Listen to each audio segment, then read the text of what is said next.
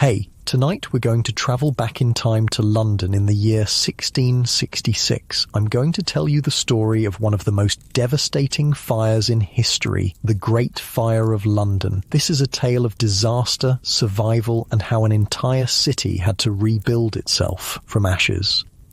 It's a story about real people who faced an unimaginable catastrophe, and how even in the darkest moments, humanity found ways to persevere.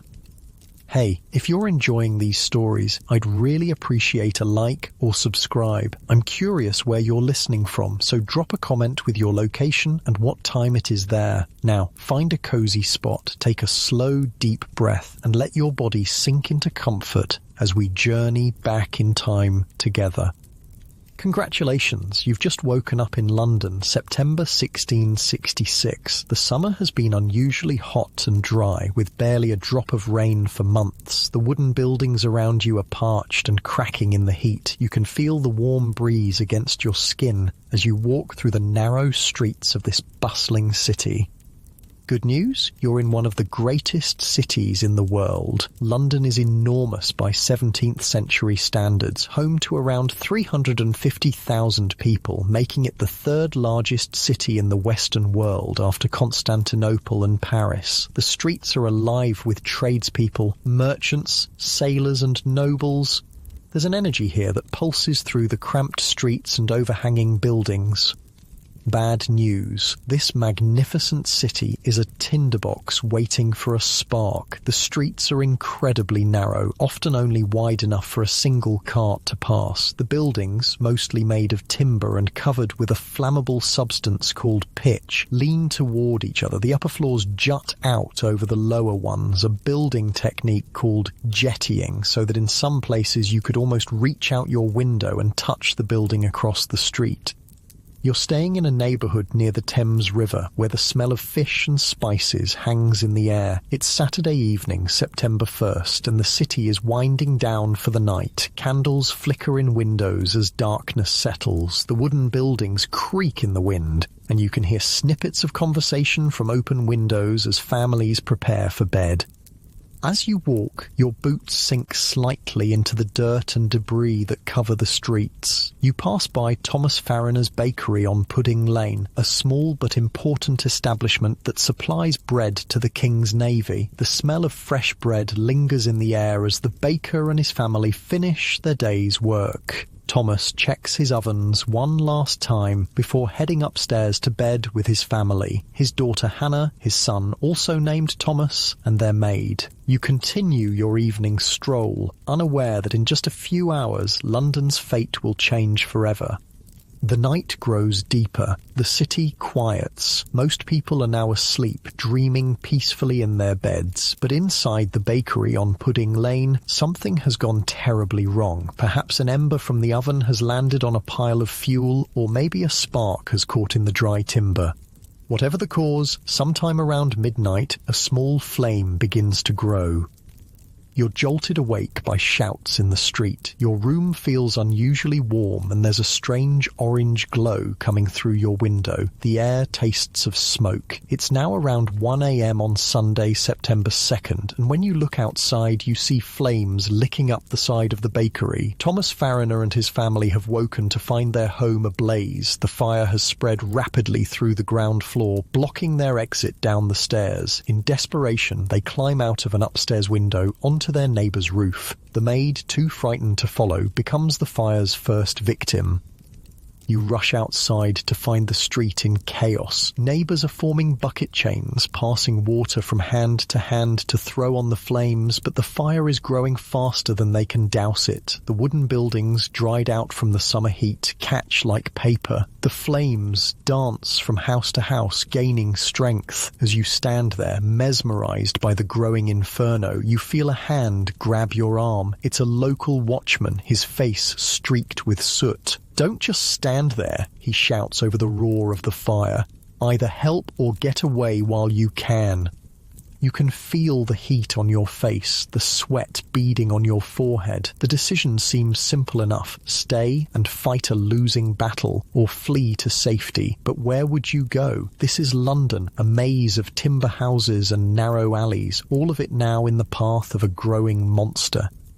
Nearby, Sir Thomas Bloodworth, the Lord Mayor of London, has finally arrived on the scene. People turn to him for leadership, for decisive action, but he seems overwhelmed by the situation. When someone suggests pulling down houses to create a firebreak, the standard practice for preventing fires from spreading, he hesitates. "Pish," he says dismissively, looking at the flames. "A woman might piss it out." His words will come back to haunt him. The Lord Mayor returns to his bed, convinced the fire will burn itself out by morning. He couldn't be more wrong. By dawn, the fire has spread beyond Pudding Lane, consuming buildings at an alarming rate. The strong east wind fans the flames, pushing them westward through the city. The narrow streets act like chimneys, intensifying the heat and drawing the fire forward. As the sky lightens, you can see that dozens of houses are already burning. People are now pouring into the streets, carrying whatever possessions they can salvage. Some load their belongings onto carts, while others drag heavy furniture by hand. Many rush toward the river, hoping to escape by boat. The wealthier citizens hire carts at extortionate prices. What would normally cost a shilling now costs 10 or 20. You make your way to the Thames, where boats of all sizes are being loaded with people and possessions. The water offers a strange mirror to the chaos, reflecting the orange glow of the burning city. From here you can see sparks carried on the wind, landing on buildings and igniting new fires far from the original blaze. One of the most shocking sights is the burning of the warehouses along the riverfront. These massive structures are filled with flammable goods: oil, tallow, coal, spirits, and more. When the flames reach them, they don't just burn, they explode in spectacular bursts of fire that light up the sky and send burning debris flying in all directions.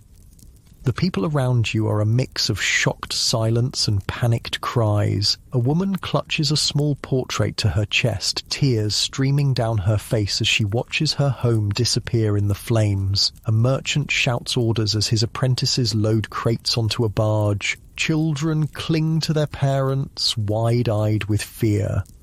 Among the crowd, you notice a well-dressed man making careful observations of the fire. This is Samuel Pepys, a clerk of the Privy Seal and a keen diarist. He's been watching the fire since early morning, at first thinking it not serious enough to worry about. Now, seeing the scale of the disaster, he's on his way to Whitehall Palace to inform King Charles II. The day wears on and the fire grows ever larger. Church bells ring out warnings across the city, their urgent peals creating an eerie soundtrack to the disaster. By afternoon, the fire has reached the heart of London's commercial district, threatening the livelihood of countless merchants and tradespeople. You've managed to secure a spot on a small boat heading upriver, away from the flames. As you pull away from the shore, you look back at the city. The smoke is so thick now that it blocks out the sun, creating an artificial twilight. The flames reach higher than the church steeples, painting the smoke orange and red. The noise is overwhelming. The roar of the fire, the crash of collapsing buildings, the shouts and cries of thousands of Londoners. From your vantage point on the water, you see something that sends a chill down your spine despite the heat. The fire has reached London Bridge, the only bridge across the Thames. The structure is lined with houses and shops, packed tightly together. If the bridge burns, the fire could cross to the south bank, doubling the potential disaster. But there's a strange stroke of luck here. Part of London Bridge had been destroyed in a fire 30 years earlier, in 1633. The gap created then now serves as a firebreak, preventing the flames from crossing to the south side of the river. It's a small mercy in an otherwise merciless day. As night falls on Sunday, the city is a hellscape of flame and smoke. The fire shows no sign of slowing. If anything, it's gaining strength. You've found temporary shelter in a field outside the city walls, joining thousands of other displaced Londoners. The ground is hard beneath you, but exhaustion wins out over discomfort, and you fall into a troubled sleep under a sky lit orange by the burning city. Monday morning brings no relief. The fire has continued to spread overnight and the wind remains strong from the east. From your position outside the city, you can see that the fire now extends over a mile from east to west. The smoke is visible for miles around, and reports say it can be seen as far away as Oxford. You decide to venture back toward the city, staying at a safe distance. The heat is intense, even from hundreds of yards away. The air is thick with ash and embers, making it difficult to breathe. Your eyes sting and your throat feels raw.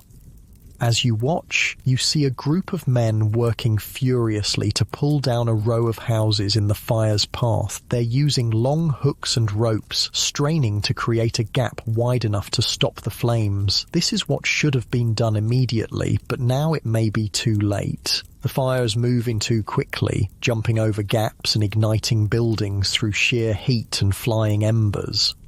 Among the crowd, you spot a familiar face. It's Robert Weiner, one of the wealthiest goldsmiths and bankers in London. His mansion on Lombard Street is directly in the path of the fire. Despite his wealth and status, he looks as frightened as anyone else. He's directing a team of servants who are loading chests onto carts, likely containing his gold, silver, and important documents. 24 hours, he mutters as you pass. That's all the time I have before it reaches my home.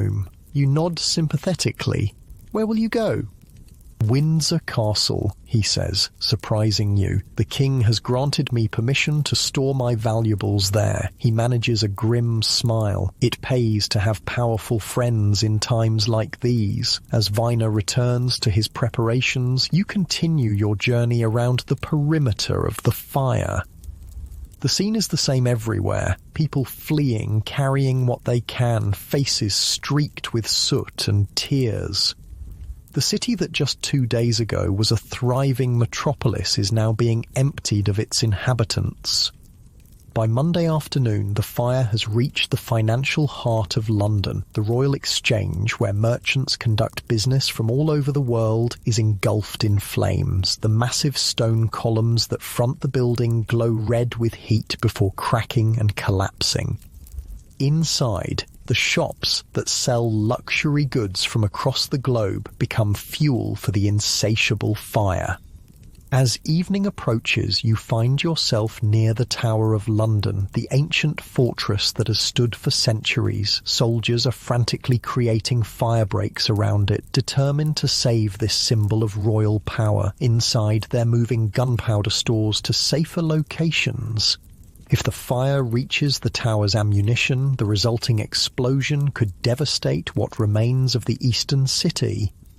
You spend another night under the stars, this time on a small hill that gives you a view of the burning city. London is transformed into a sea of flame, with occasional taller bursts marking the collapse of a larger building. The orange glow lights up the faces of the refugees around you, casting long shadows behind them. There's a strange beauty to it, terrible and awesome at the same time.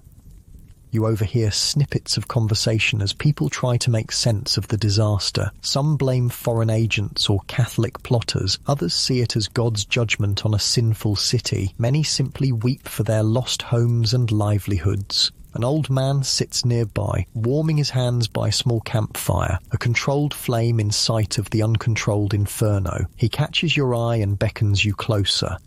"I've lived in London all my life," he says, his voice rough with age and smoke. 73 years I've been here, through plague and war and every manner of trouble, but I never thought I'd see the city burn. He offers you a piece of bread, which you accept gratefully. Your stomach has been too knotted with anxiety to feel hunger, but now you realize you haven't eaten all day. "What will happen now?" you ask him, chewing slowly. He shrugs, his shoulders bony beneath his thin shirt. "We rebuild. What else can we do? London has burned before, though never like this. It will rise again." He stares into the distance, at the glow of the burning city. "But it won't be the same. The London I knew is turning to ash before our eyes." As he speaks, you notice movement at the edge of the refugee camp. A group of soldiers has arrived, led by a man with an air of authority. It's the Duke of York, the king's brother, come to assess the situation and coordinate firefighting efforts. Unlike the hesitant Lord Mayor, the Duke takes immediate action, ordering buildings demolished to create wider fire breaks. Tuesday dawns, and the fire has been raging for more than 48 hours. The wind still blows from the east, driving the flames deeper into the city's western districts. The fire has now consumed much of the commercial heart of London and is threatening its spiritual centre, the great Cathedral of St. Paul's. You decide to move closer to the cathedral, drawn by some impulse to witness what happens to this magnificent building that has dominated London's skyline for centuries. The streets are nearly unrecognisable. Where houses once stood, there are now just smouldering ruins.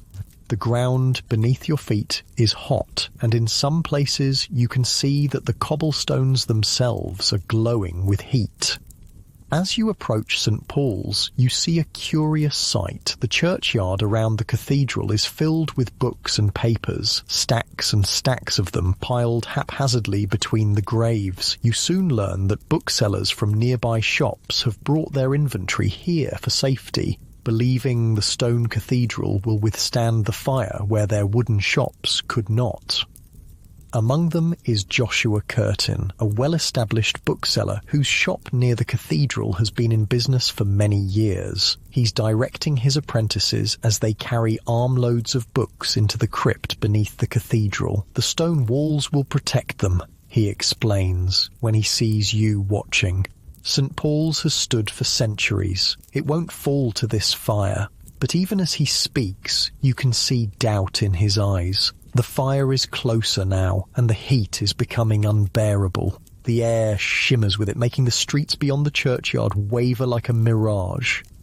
You help Curtin carry a few more loads of books into the crypt, then retreat to a safer distance. By midday, the fire has reached the cathedral. What happens next defies belief. The massive stone building, far from being immune to the flames, seems to feed them. The wooden scaffolding around the cathedral, erected for repairs, catches fire first. Then, to everyone's horror, the lead roof begins to melt, pouring down the sides of the building like silver tears. The heat inside St. Paul's becomes so intense that the stones themselves begin to explode, shooting outward like cannonballs. The noise is deafening, part roar, part crack, part scream, and then, with a sound that seems to shake the very ground, the roof collapses inward, taking with it centuries of history. In the crypt below, Joshua Curtin's books are now fuel for the inferno. His life's work and investments are reduced to ash in minutes. When you see him later, standing at a safe distance, watching the cathedral burn, his face is blank with shock. "Everything," he whispers. "Everything is gone." You place a hand on his shoulder, feeling the slight tremor that runs through his body. There are no words that seem adequate for such a loss, so you simply stand with him in silence, watching as one of London's greatest landmarks is devoured by flame. The fire continues its relentless march westward, swallowing everything in its path. By Tuesday evening, it threatens to reach Westminster, where the Royal Palace and Parliament stand. If these symbols of government fall, the psychological blow to the nation could be as devastating as the physical destruction of the city.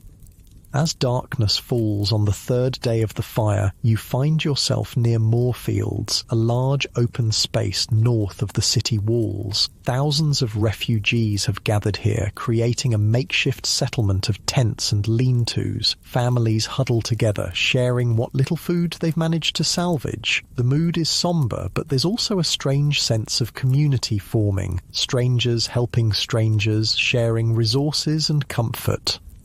You settle down for another night under the open sky, your body aching with fatigue, your clothes stiff with dried sweat and ash. The glow of the burning city lights the clouds from below, creating an eerie false dawn that makes it difficult to sleep. Around you, children whimper and adults speak in hushed tones, trying to plan for a future that suddenly seems very uncertain.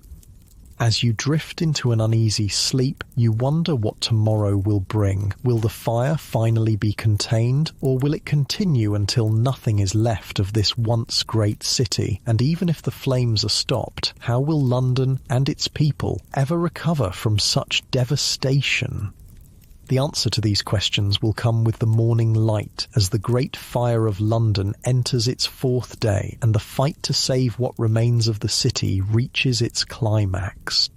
The dawn of Wednesday, September 5th, breaks with an unusual glow. The sun struggles to penetrate the thick pall of smoke hanging over what remains of London. You've barely slept, your body tense with anxiety, your lungs roar from breathing smoke-filled air. As you rise and brush the dirt from your clothes, you notice something different. The wind has changed.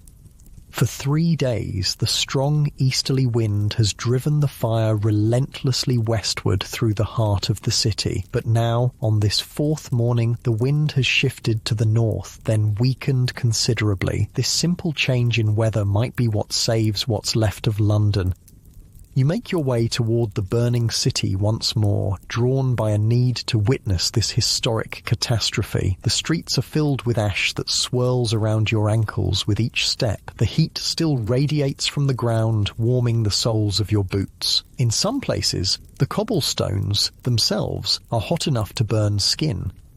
As you approach what was once the western edge of the fire, you see something remarkable. Teams of men are working with grim determination, not just pulling down houses with hooks and ropes as before, but actually blowing them up. Barrels of gunpowder are being strategically placed in buildings, then detonated to create wide gaps that the fire cannot jump across. This desperate measure is being directed by the King's brother, James, Duke of York. Unlike the indecisive Lord Mayor, the Duke has taken command with military precision. The Navy, which had been using gunpowder, is now carrying out his orders, creating controlled destruction to prevent further devastation. "Stand back," comes a shout, and you retreat just as another explosion rocks the ground beneath your feet. A building collapses in a cloud of dust and debris, adding to the apocalyptic scene. But the strategy is working. Without the wind to carry embers across these new gaps, the fire struggles to find new fuel. You notice a small crowd gathered around a well-dressed man who's directing some of the operations. It's King Charles II himself who has come to oversee the firefighting efforts. Unlike many monarchs who might flee to safety, Charles has remained in London, even helping to pass buckets of water and encouraging his subjects. "The king himself, getting his hands dirty alongside common folk," murmurs a woman beside you, her voice filled with wonder. "Never thought I'd see the day."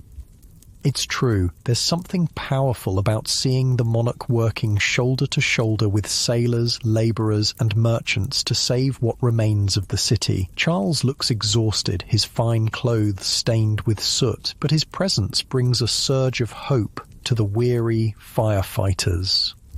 By mid-morning, it's clear that the tide is turning. The fire still burns fiercely in many areas, but its advance has been checked. For the first time since Sunday, people dare to believe that the destruction might finally be halted. You make your way toward the Tower of London, curious to see if this ancient fortress has survived. The tower has stood for centuries as a symbol of royal power, serving as palace, prison, mint and armoury. More importantly, it houses a vast store of gunpowder, enough to devastate what remains of the eastern city if ignited. As you approach, you see that the firefighters have succeeded in protecting the tower. By demolishing nearby buildings and creating a wide space around the fortress, they've managed to keep the flames at bay. Soldiers stand guard, their faces grim but relieved. Near the tower, you encounter a familiar face, Robert Weiner, the wealthy goldsmith and banker whose mansion on Lombard Street you'd seen being evacuated 2 days earlier. He looks haggard, his fine clothes rumpled from sleeping rough, but there's a calculating intelligence in his eyes as he surveys the devastation. "My house is gone," he tells you without preamble when he recognizes you. "My business, my workshop, all of it, burned to the ground." I'm sorry, you say, the words feeling inadequate against such loss. Weiner shrugs. The gold and silver I sent to Windsor, and my account books too, I can rebuild. He glances at you appraisingly. Many others cannot say the same. What will you do now? You ask. Start again, he says simply. London will need bankers more than ever as it rebuilds. There's profit to be made in disaster for those with the capital to invest. He seems to catch himself, adding, and a duty to help restore what's been lost, of course. As Weiner takes his leave, promising to remember your face should you ever need financial services, you continue your journey through the smouldering ruins. The devastation is complete in many areas. Where grand buildings and humble homes once stood, there are now just blackened foundations and crumbling chimneys rising from the ash like the gravestones of a city. You pass by what was once the Royal Exchange, the commercial heart of London. Now it's just a skeleton of stone, its interior completely gutted by the flames. Nearby, the Guildhall, seat of city government for centuries, stands partially intact, its thick stone walls having resisted complete destruction. But its roof is gone, and the interior is a charred shell. As you walk, you notice people beginning to return to the edges of the burned area, poking through the ruins with sticks or bare hands, searching for anything that might have survived. A woman kneels in what must have been her kitchen, carefully lifting a blackened pot from the ashes. A man stands motionless in the footprint of his shop, seemingly unable to comprehend the totality of his loss. The human cost of the fire becomes more evident with each passing hour. While the death toll remains mercifully low, the fire spreads slowly enough that most people could flee. The displacement is catastrophic. Close to 100,000 Londoners are now homeless, camping in fields outside the city, or seeking shelter with friends or relatives in unburned areas. By afternoon, you've made your way to Christ's Hospital School, where you'd heard the shoemaker Sybil Tame had her workshop. The school itself has mostly survived, being on the northern edge of the fire, but several of the outbuildings where tradespeople worked have been damaged or destroyed. You find Sybil sitting on a low wall surrounded by 3 young girls, her daughters. She's a sturdy woman with capable hands and a determined set to her jaw. Despite the disaster, she's already working, her fingers busy with a piece of leather as she talks with another woman. No choice but to start over, she's saying as you approach. The tools I managed to save, thank God, but everything else. She shakes her head, then notices you hovering nearby. You looking for shoes? I'm afraid you'll have a long wait. Lost my whole stock in the fire. Just passing by, you explain, seeing how people are faring. Sybil's expression softens slightly. As well as can be expected, my workshop's gone, but the school's letting us stay in one of the dormitories for now. She nods toward her daughters. These 3 need feeding, fire or no fire, so I'll find a way to keep working. The school will need shoes for the orphans, adds the woman beside her. They'll have you back making them before long, though they may grumble about the price of leather after this. Sybil laughs, a surprisingly hearty sound amid so much destruction. Let them grumble. They know I'm the best shoemaker they'll find, and I've never been shy about knowing my worth. There's something inspiring about her practical resilience. While others might be paralysed by the scale of the disaster, Sybil is already planning how to rebuild her life, one stitch at a time. As evening approaches on this 4th day of the fire, the immediate danger seems to be passing. The combination of fire breaks, changing wind, and exhaustive firefighting efforts has finally contained the worst of the blaze, but London still smoulders and will continue to do so for days or even weeks. The ground is too hot to walk on in many areas, and small fires continue to break out as embers find new fuel.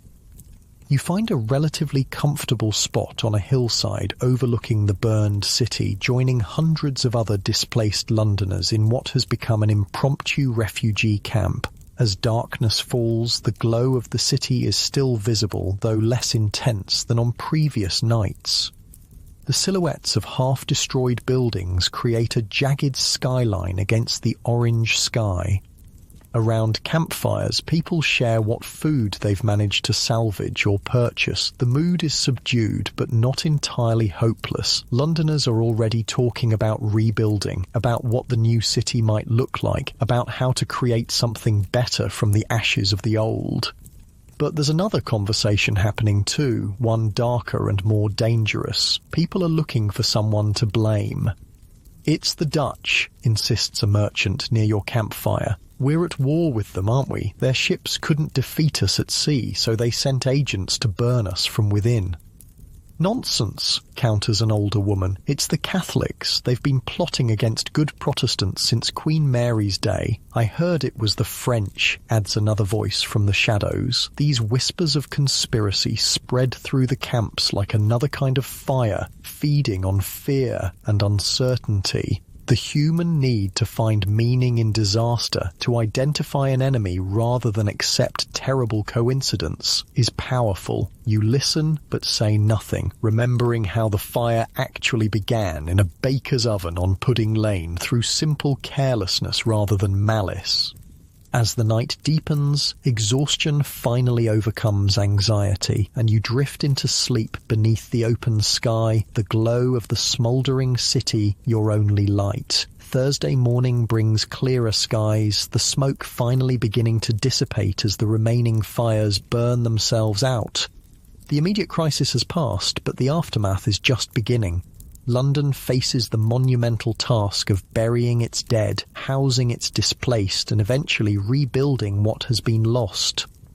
You decide to venture deeper into the burned area, curious to see the full extent of the destruction in daylight. The scene is apocalyptic, from the Tower in the east to Fleet Street in the west, from the Thames in the south to the City Wall in the north. London has been gutted. Over 400 acres, 4/5 of the area within the city walls, has been reduced to ash and rubble. The statistics are almost impossible to comprehend. 13,200 houses destroyed, 87 parish churches burned to the ground, most of the city's governmental and commercial buildings gone. Everywhere you look, chimneys stand like lonely sentinels above fields of debris. Occasionally you spot the melted remnants of a church bell, or the twisted metal of what was once a shop sign. The sound of hammering draws your attention. Already some Londoners are erecting temporary shelters amid the ruins, driving posts into the still warm ground and stretching canvas over them. Others are setting up makeshift stalls to sell food, drink, or salvage goods.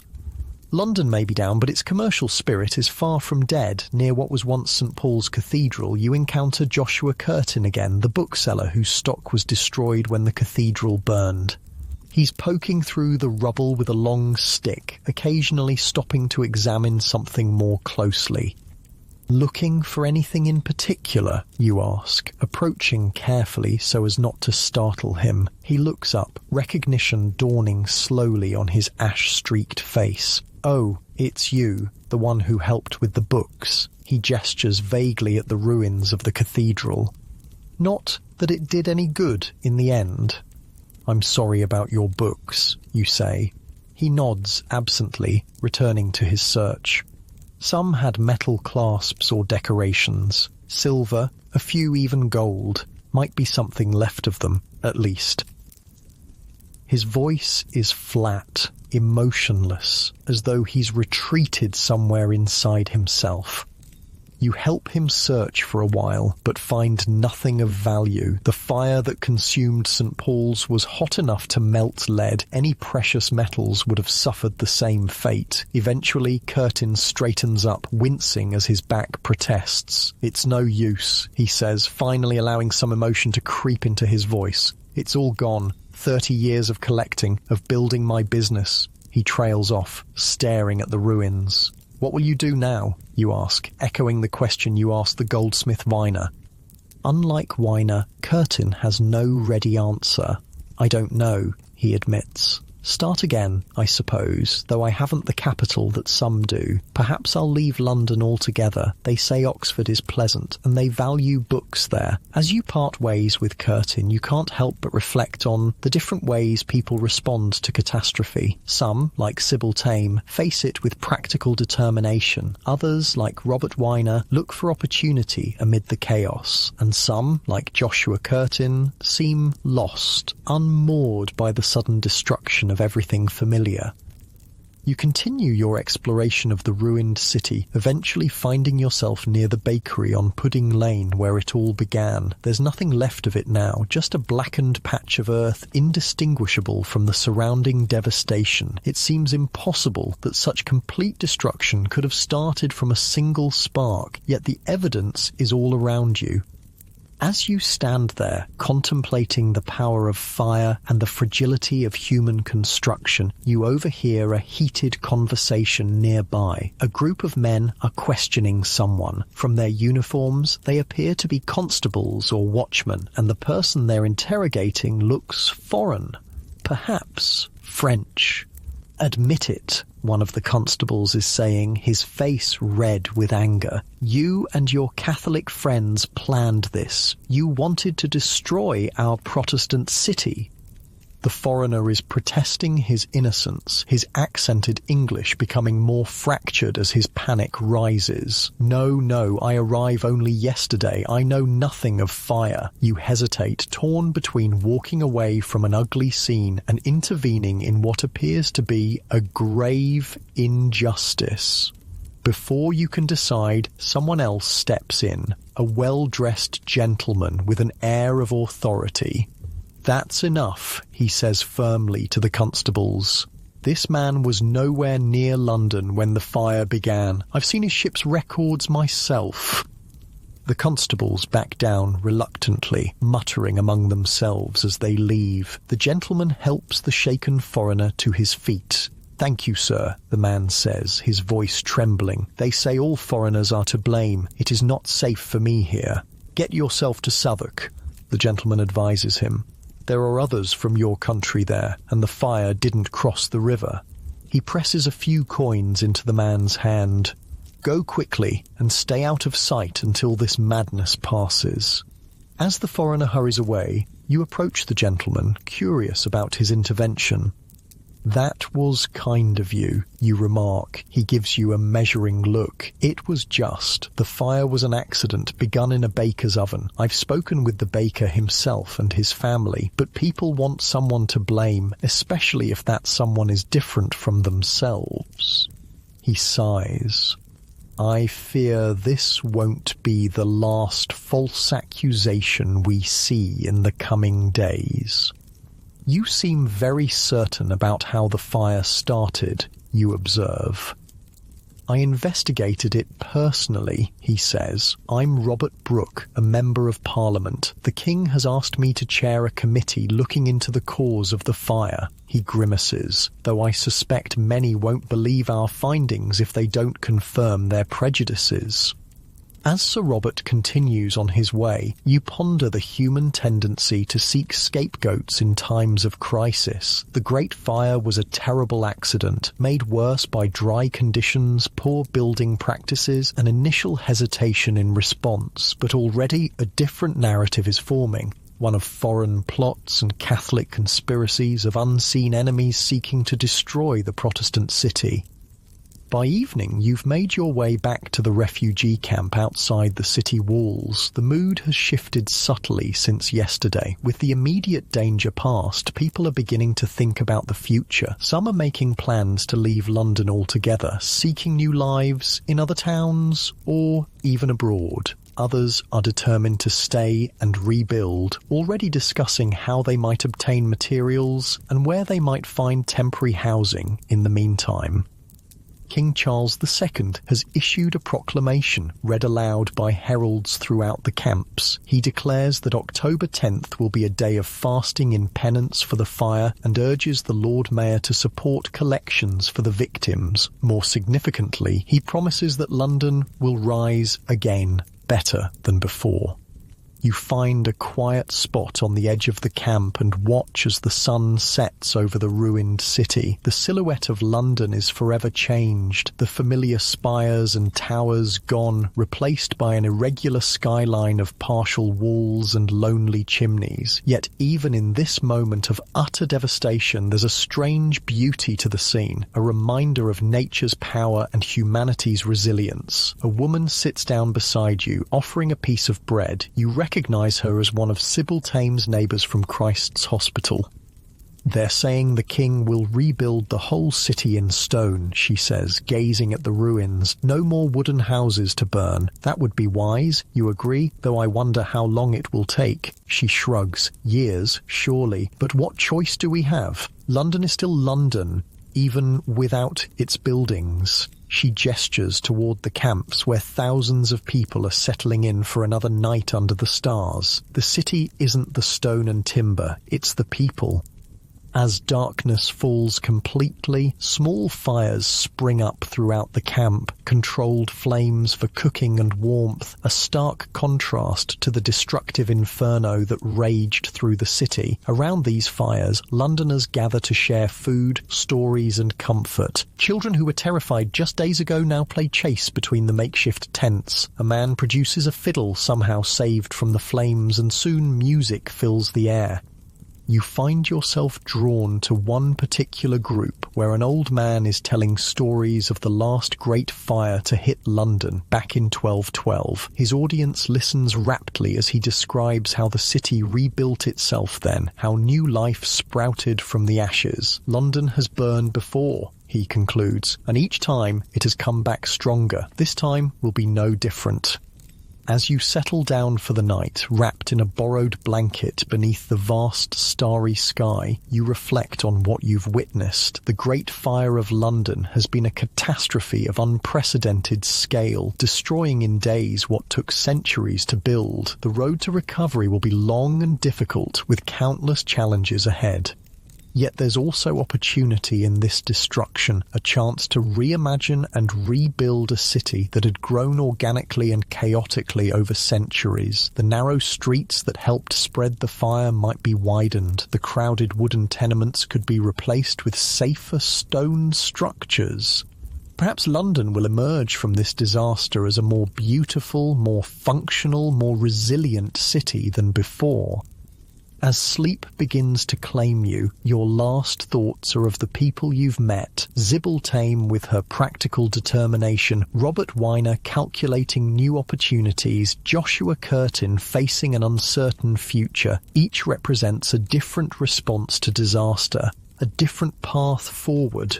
And each in their own way embodies the spirit that will eventually rebuild London from its ashes. Your breathing deepens, your muscles relax, and you drift into sleep beneath the same stars that have witnessed London's long history, its triumphs and tragedies, its destructions and rebirths. The Great Fire may have changed the face of the city forever, but London endures, as it always has, as it always will. Friday morning dawns clear and bright, a week since the fire first began. The smoke has mostly cleared, though the scent of burning still hangs in the air like a persistent ghost. You've spent several nights sleeping under the open sky, your body growing accustomed to the hard ground and the sounds of thousands of displaced Londoners breathing, shifting, occasionally crying out in their sleep. Today you decide to venture back into the heart of the devastation. The ground is cooler now, though still warm in places where deeper fires continue to smoulder. As you walk through what was once the bustling centre of London, the scale of rebuilding required becomes even more apparent. For a mile in every direction the city is gone, replaced by a lunar landscape of ash and stone. Here and there, work has already begun. Teams of men clear debris from the streets, piling it into carts to be hauled away. Others mark out property boundaries with stakes and string, trying to determine where one building ended and another began in the featureless expanse of ruins. Surveyors with instruments and notebooks make careful measurements and sketches, preparing for what will surely be a complex rebuilding process. Near what was once Cheapside, London's most fashionable shopping street, you notice a flurry of activity. A group of well-dressed men surrounds someone who appears to be giving directions. As you draw closer, you realise that it's King Charles II himself, accompanied by several architects and city officials. "The streets must be wider," the king is saying, gesturing broadly. This crowding of buildings upon buildings is what allowed the fire to spread so quickly. We have an opportunity now to create a city worthy of our nation's greatness. One of the men with him nods enthusiastically. You recognise him as Christopher Wren, already known as a promising architect and mathematician, despite being only in his 30s. "Indeed, Your Majesty, I envision broad avenues radiating from central points, with buildings of uniform height and appearance. We might create a London to rival Paris in elegance and Rome in grandeur." Another man, John Evelyn, you think his name is, unrolls a large parchment, revealing an intricate plan for a completely redesigned city. "The streets should be straight and regular," he explains, "with buildings of brick or stone throughout. We must leave the medieval city behind and embrace classical principles of order and harmony." The king studies the plans with evident interest, occasionally asking questions or suggesting modifications. It's clear that he sees the fire, for all its devastation, as an opportunity to transform London into a truly modern capital. As the royal party moves on, you notice ordinary Londoners watching from a distance, their expressions ranging from hope to skepticism. For the wealthy and powerful, the fire represents a chance to reimagine the city according to new ideals of beauty and function. But for those who have lost everything, the immediate concern is much simpler: how to survive until rebuilding can begin. You continue your exploration, eventually finding yourself near the banks of the Thames. The riverfront was particularly hard hit by the fire, with warehouses full of flammable goods creating some of the most intense blazes. Now, the wharves are busy again, though not with their usual commerce. Boats arrive constantly, bringing supplies for the thousands of displaced people: food, blankets, tents, and building materials. Among the boats, you spot one being unloaded with particular care. Men in the livery of the king's household oversee the transfer of crates and barrels to waiting carts. Curious, you approach one of the workers. "What's all this?" you ask, gesturing to the supplies. "King's Relief," the man answers, wiping sweat from his brow. "Food and necessities for those made homeless by the fire. His Majesty has ordered distributions throughout the camps."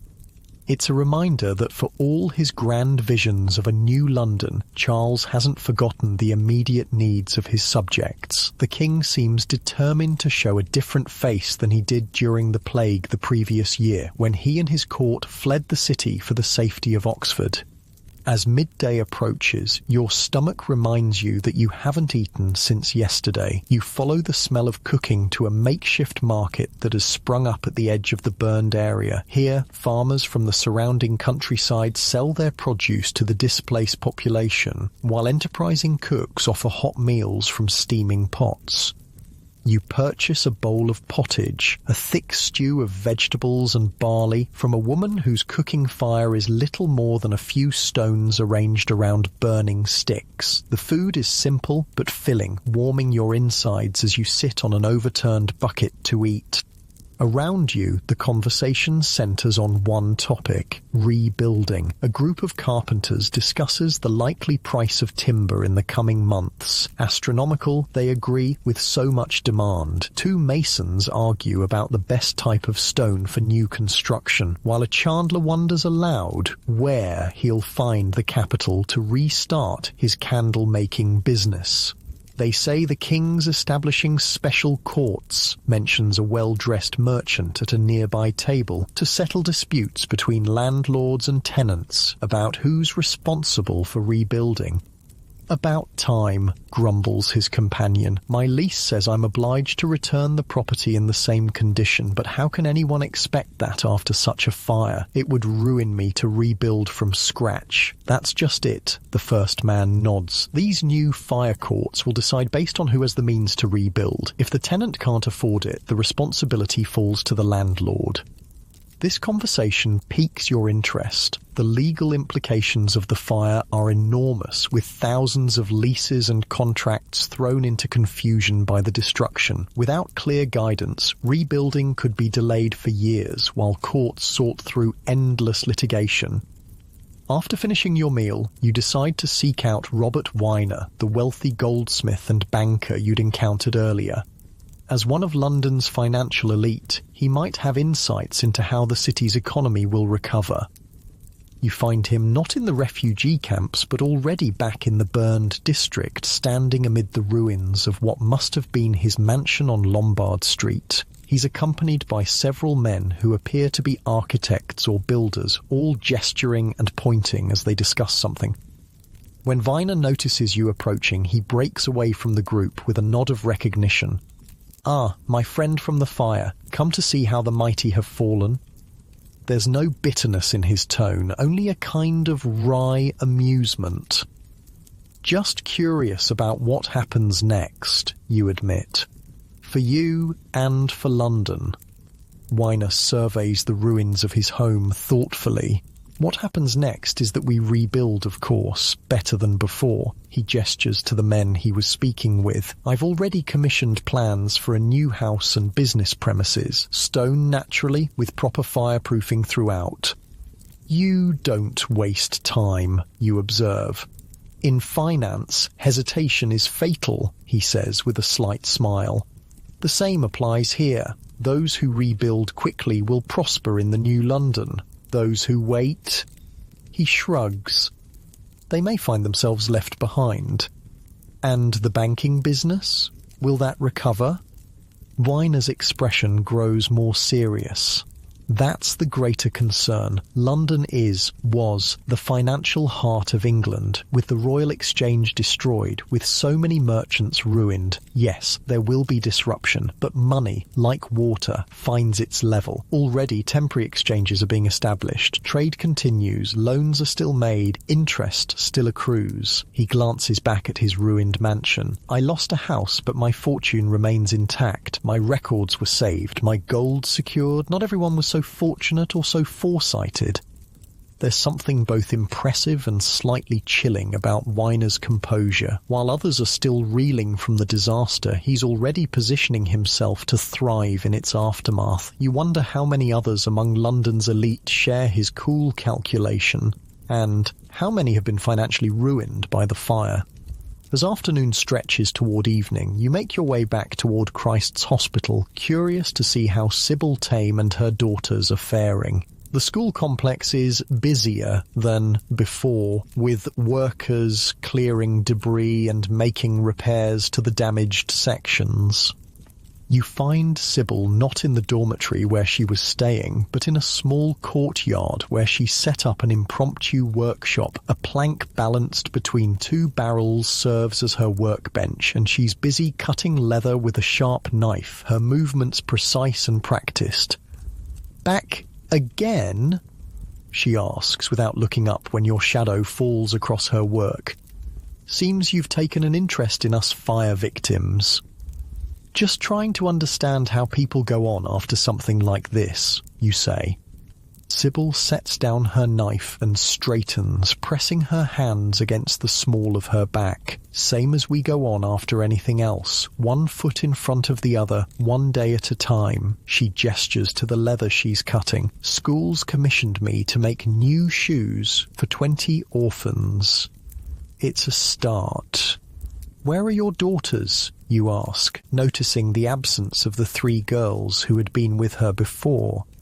"The oldest 2 are helping in the kitchen, earning our keep. The little one's with the school nurse, learning her letters." Sybil's expression softens slightly. "That's one good thing come of this at least. They're getting schooling they wouldn't have had otherwise."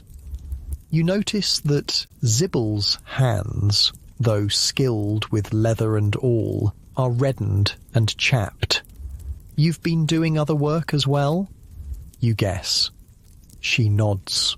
Laundry, mostly. School has hundreds of children, and children make messes. There's always washing to be done. She flexes her fingers, wincing slightly. It's not what I'm trained for, but it puts food on the table until I can get the shoemaking business properly re-established. Sybil's practical resilience continues to impress you. Unlike Reiner with his financial resources, or even Curtin with his specialized knowledge, she has only her hands and her determination to rely on. Yet she seems the most adaptable of the three, willing to do whatever is necessary to provide for her family. Have you heard about the fire courts, you ask, remembering the conversation from the market, for settling disputes about rebuilding? Sybil snorts. Courts are for people with property. My workshop was rented and barely that. More an arrangement with the school than a proper lease. She picks up her knife again, testing the edge with her thumb. No, I'll not be troubling any courts. I'll make my own way, same as always.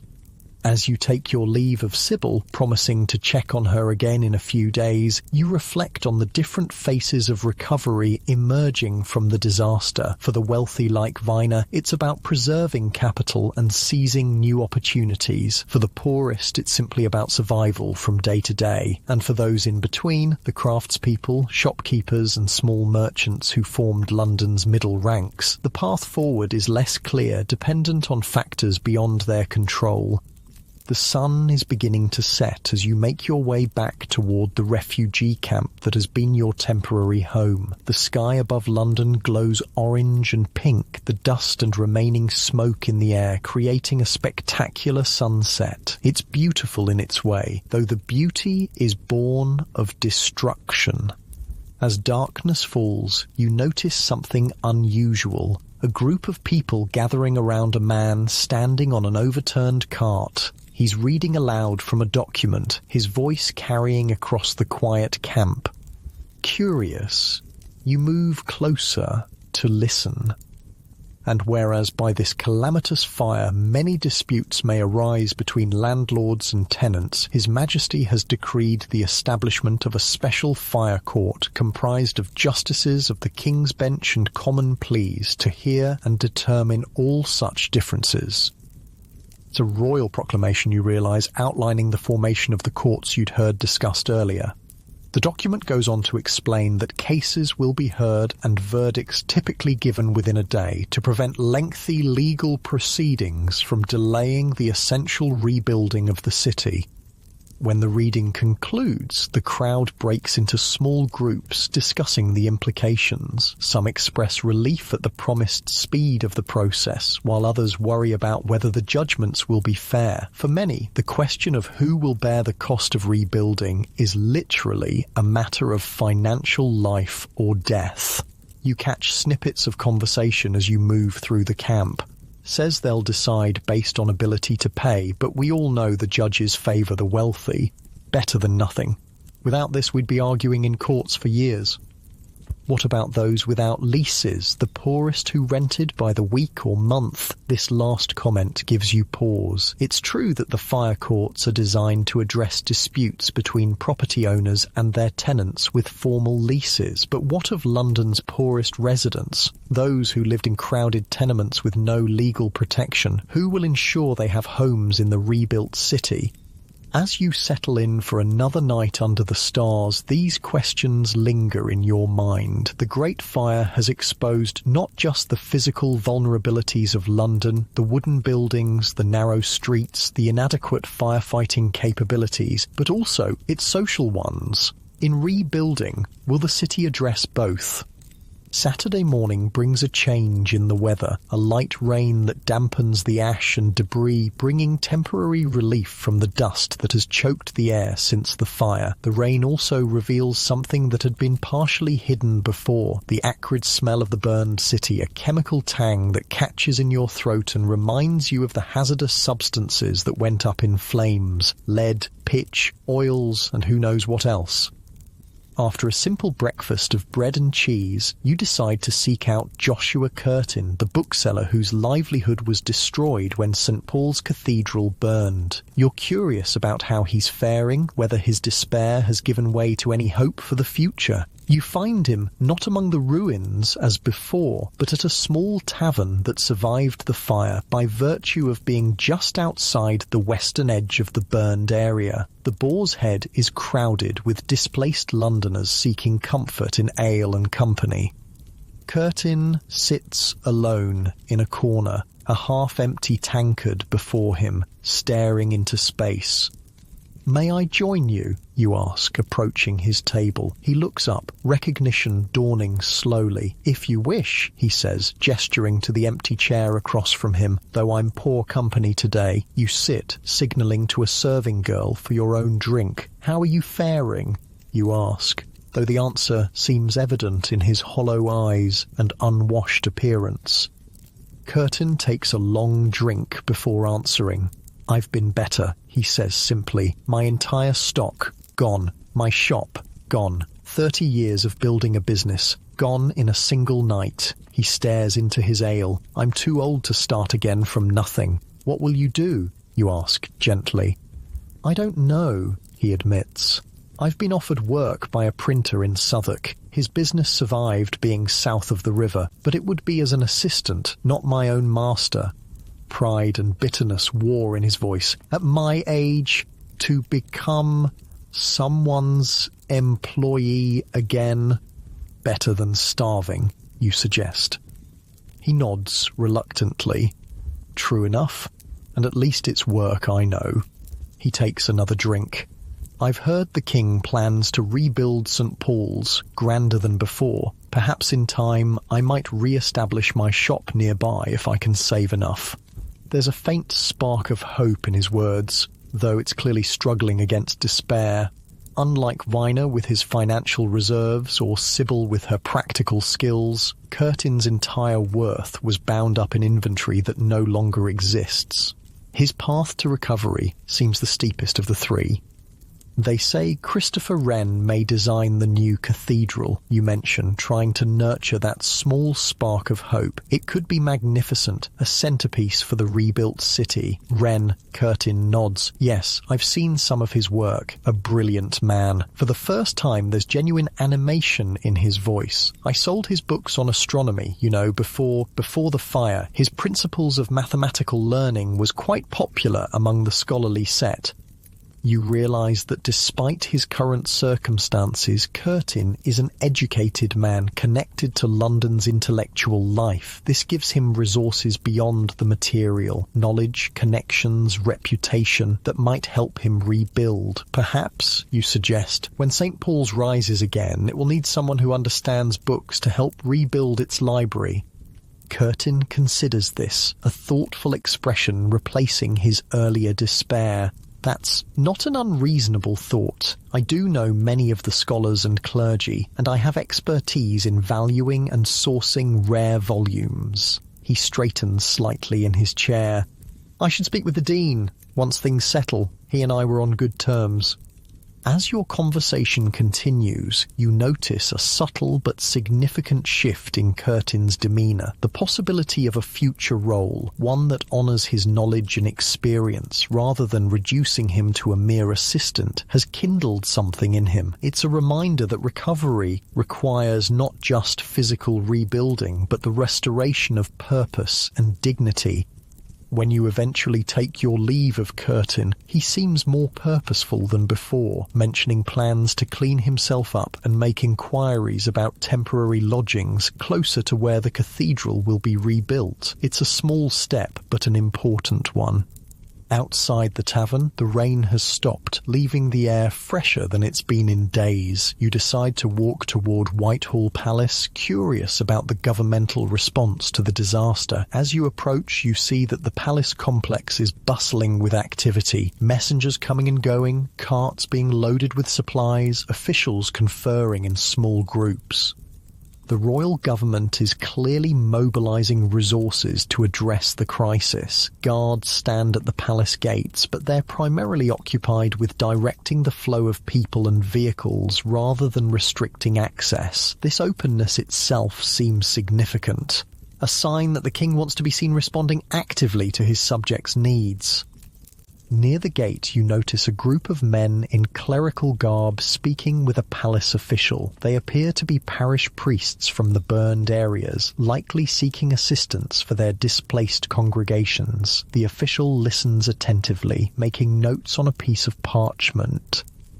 Assure you that His Majesty is deeply concerned for the spiritual welfare of the people, the official is saying as you pass. Temporary places of worship will be established and plans for rebuilding the churches are already being discussed. Religion was central to life in 17th century London, with parish churches serving as community hubs as well as places of worship. The loss of 87 churches in the fire has created not just a spiritual vacuum but a social one as well, depriving neighbourhoods of their gathering places and administrative centres. As you continue past Whitehall toward Westminster, you notice people from all walks of life converging on the area. Some are clearly petitioners seeking assistance or information, while others appear to be offering services or resources to help with the recovery. The disaster has created a strange levelling effect, bringing together Londoners who might otherwise never interact. Near Westminster Abbey, which fortunately escaped the fire, you encounter a familiar face, Sir Robert Brooke, the Member of Parliament who intervened to protect the foreign man from false accusations. He's deep in conversation with several other gentlemen, but notices you and offers a nod of recognition. When his discussion concludes, he approaches you. "We meet again," he says. "Still observing the aftermath of our great calamity? Trying to understand it," you admit, "and how people respond to such disaster." "A worthy study," he nods. "I've seen the best and worst of human nature these past days. Great generosity alongside petty opportunism, remarkable courage in the face of loss, but also the search for scapegoats rather than solutions. Have there been more attacks on foreigners?" you ask, remembering the incident you witnessed. "Some," he sighs, "though the king has issued proclamations urging people not to molest strangers or Catholics based on unfounded rumours. Most Londoners are too occupied with survival to engage in witch hunts, thankfully." He glances around at the busy scene. "But there will always be those who prefer a simple villain to a complex truth. And what of the official investigation?" you inquire. "Have you determined how the fire started?" "We've taken testimony from the baker, Thomas Farriner, and his family. They insist the fire in their oven was properly extinguished before they retired." Brooke shrugs. "Whether that's true or merely self-protection, we may never know for certain, but there's no evidence of deliberate arson, despite the rumours." As Sir Robert is called away to another meeting, you reflect on how quickly conspiracy theories spread in times of crisis and how difficult they are to dispel once established. Even as an official investigation points to accidental causes, many Londoners will likely continue to believe that the Great Fire was the work of foreign agents or religious dissidents.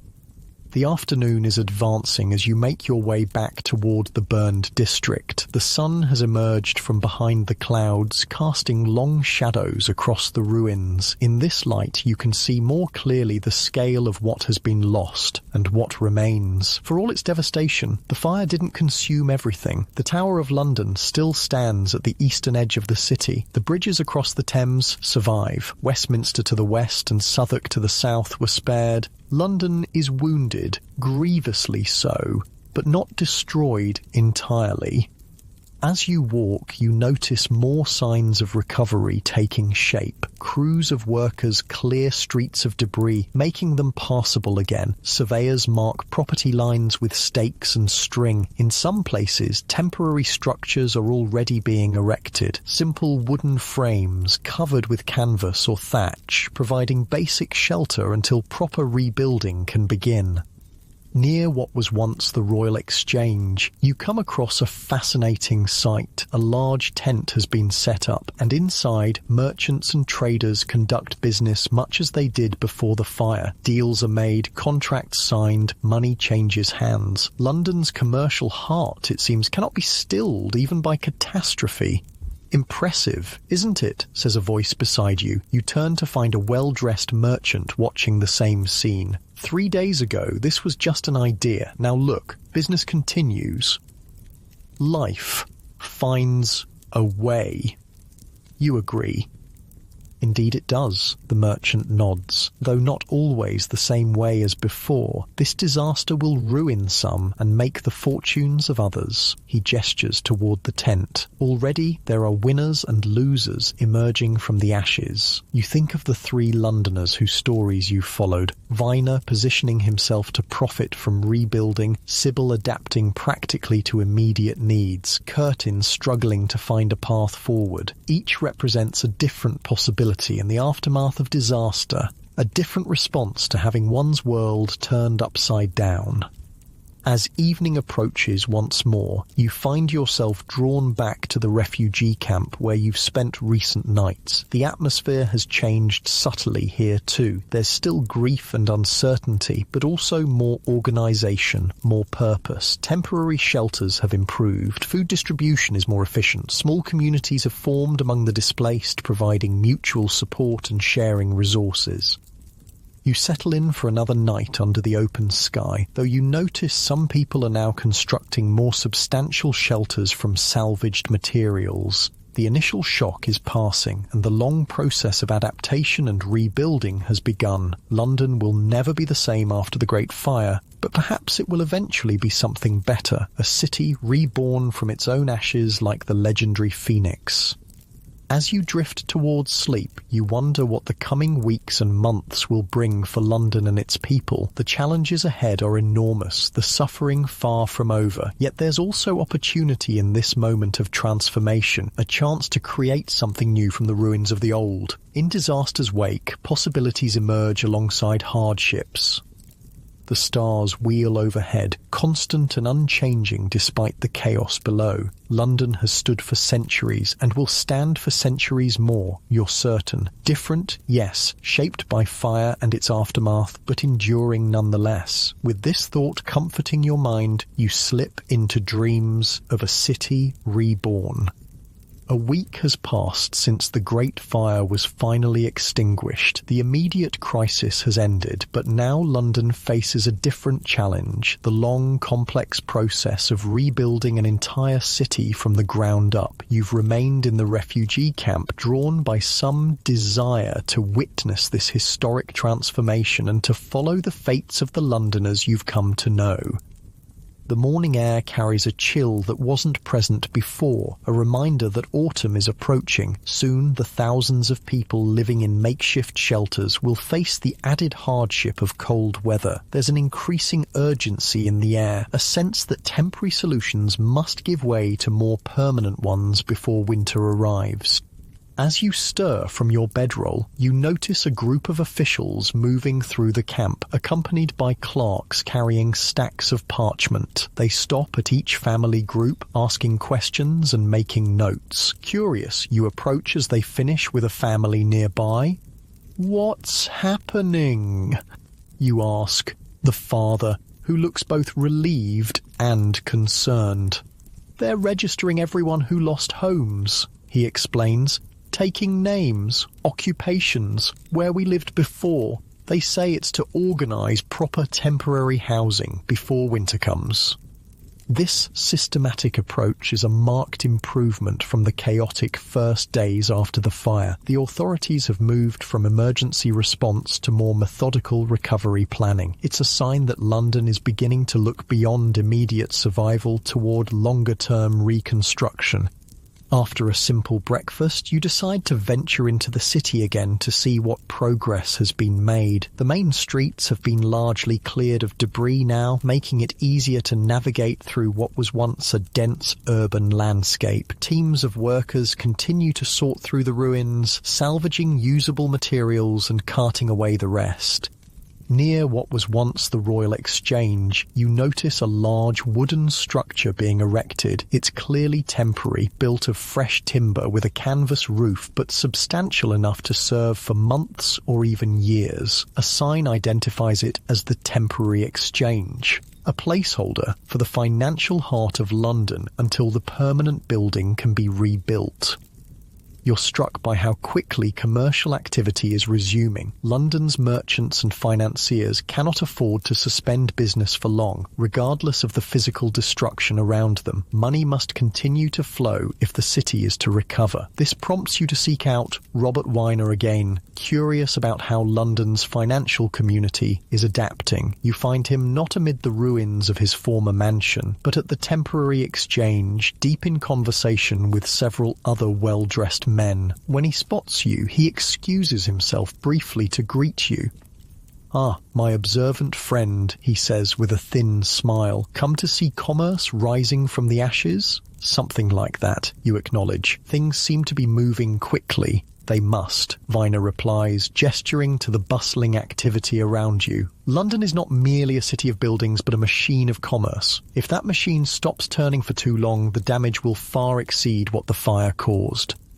He leads you through the temporary structure, pointing out various groups engaged in different types of business. Here, merchants arrange for shipments of goods from abroad. There, insurers assess losses and negotiate compensation. In one corner, moneylenders confer with potential borrowers, setting terms for loans that will finance rebuilding. Many have lost everything, Weiner explains, but still possess their knowledge, their connections, their reputation. On these intangible assets, new fortunes will be built. He gives you an appraising look. Those who understand this are already securing their future. There's something almost predatory in his assessment, a reminder that disasters create opportunities for those positioned to exploit them. Yet you also recognize that this rapid resumption of business is essential for London's recovery. Without capital flowing, rebuilding would be impossible. What of those without such intangible assets, you ask? The labourers, the small shopkeepers? Weiner shrugs. Many will find employment in rebuilding. Wages for construction workers have already doubled due to demand. Others will adapt as they must. His tone suggests this is not his primary concern. The city will sort itself according to the natural laws of commerce. As you take your leave of Weiner, you reflect on his perspective. For him, the fire represents primarily an economic disruption and opportunity. The human suffering it caused is secondary, a regrettable but ultimately irrelevant side effect. You wonder how many of London's elite share this coldly practical view. Your thoughts turn to Sybil Tame, whose practical resilience offered such a contrast to Weiner's calculating approach. You make your way back toward Christ's Hospital, curious about how she's faring now that a week has passed. You find her not in the makeshift workshop in the courtyard, but in a small room within the school that appears to have been converted into more permanent working quarters. The space is cramped but orderly, with tools arranged neatly on a proper workbench and finished shoes lined up on a shelf. Sybil herself looks tidier than before, her hair covered with a clean cap, her apron unstained. She glances up as you enter, recognition registering on her face. "You again," she says, but there's no hostility in her tone. "Beginning to think you're writing a book about the fire and its victims." You smile at how close to the truth she's come, just interested in how people rebuild their lives after such destruction. Sybil sets down the leather she's working with and stretches her back. "Well, as you can see, I'm doing better than many. The school has given me this space until my old workshop can be rebuilt. Between the shoes I'm making for the orphans and commissions from staff, I've enough work to keep my hands busy." You notice that her daughters are absent. "And your children?" The older two have been taken on as kitchen helpers, paid positions now, not just working for our keep. The youngest has been accepted as a pupil. Pride shines briefly through her practical exterior. She has a quick mind, the teachers say, might make something more of herself than her mother did. "You seem to have made quite a good life," you observe. Sybil snorts softly. "I've survived, which is something, but a woman alone, raising 3 girls in this world." She shakes her head. "Every day is a battle, fire or no fire." Her candour is refreshing after Viner's cool calculation. Where he sees abstract economic forces, she experiences the daily reality of struggling to provide for her family in a society that offers few opportunities for women, especially widows. Have you heard about the rebuilding plans? You ask. They say the king wants to transform London completely. I've heard talk, Sybil acknowledges, grand avenues and classical buildings and all manner of fancies, but I'll believe it when I see it. She picks up her leather and all again. Men like to draw pretty pictures. Whether they match what gets built is another matter. Her scepticism is understandable. For ordinary Londoners like Sybil, grand architectural visions mean little compared to the immediate question of where they will live and work. The theoretical city taking shape on architects' drawing boards is far removed from her practical concerns. In any case, she continues, punching the awl through the leather with practiced precision, they can plan all they like, but people have rights to their property. My old landlord won't surrender his plot just because some architect wants to put a fancy boulevard through it. This touches on a fundamental tension in the rebuilding process between the desire for a completely redesigned city and the reality of existing property rights. Thousands of Londoners own or lease specific plots of land, and they expect to rebuild on those same plots, regardless of new street plans or building regulations. As you leave Sybil to her work, you ponder this conflict between vision and practicality, between the ideal city that could be built on a blank slate and the compromises necessary in a place with centuries of established ownership patterns. This leads your thoughts to Joshua Curtin, the bookseller whose livelihood was destroyed when St. Paul's Cathedral burned. When you last saw him, he was beginning to consider how he might rebuild his life by contributing his knowledge to the reconstruction of the cathedral's library. You wonder whether this nascent hope has developed further. You find Curtin not at the tavern where you last encountered him, but at a coffee house near Fleet Street that has become a gathering place for intellectuals and professionals displaced by the fire. These establishments, still relatively new to London, serve as informal clubs where news is exchanged, business conducted, and ideas debated. The coffee house is crowded and noisy, filled with the smell of the strong, bitter beverage and the sound of animated conversation. Curtin sits at a table with several other men, engaged in what appears to be an intense discussion. His appearance has improved markedly. His clothes are clean, his face shaved, his eyes brighter than before. He notices you and waves you over, introducing you to his companions, a clergyman, an architect's assistant, and another bookseller whose shop survived the fire. We were just discussing the plans for the new St. Paul's, Curtin explains, making space for you at the table. Mr. Hook here works with Dr. Wren and has seen the preliminary sketches. The architect's assistant, a young man with ink-stained fingers, nods eagerly. It will be magnificent. Nothing like the old cathedral. Dr. Wren envisions a classical design with a great dome inspired by St. Peter's in Rome, but distinctly English in character. And what of the library? Curtin asks, his interest evident. That's still being determined, Hook admits, but there will certainly be one, and it will need to be stocked anew. All the books and manuscripts in the old cathedral were lost. The clergyman, introduced as Reverend Thompson, turns to Curtin, which is why your expertise would be invaluable, Joshua. Few in London know rare books as well as you do. You realise that Curtin has indeed pursued the idea you suggested, using his knowledge to help rebuild St. Paul's library. The seed of hope you saw earlier has clearly taken root and begun to grow.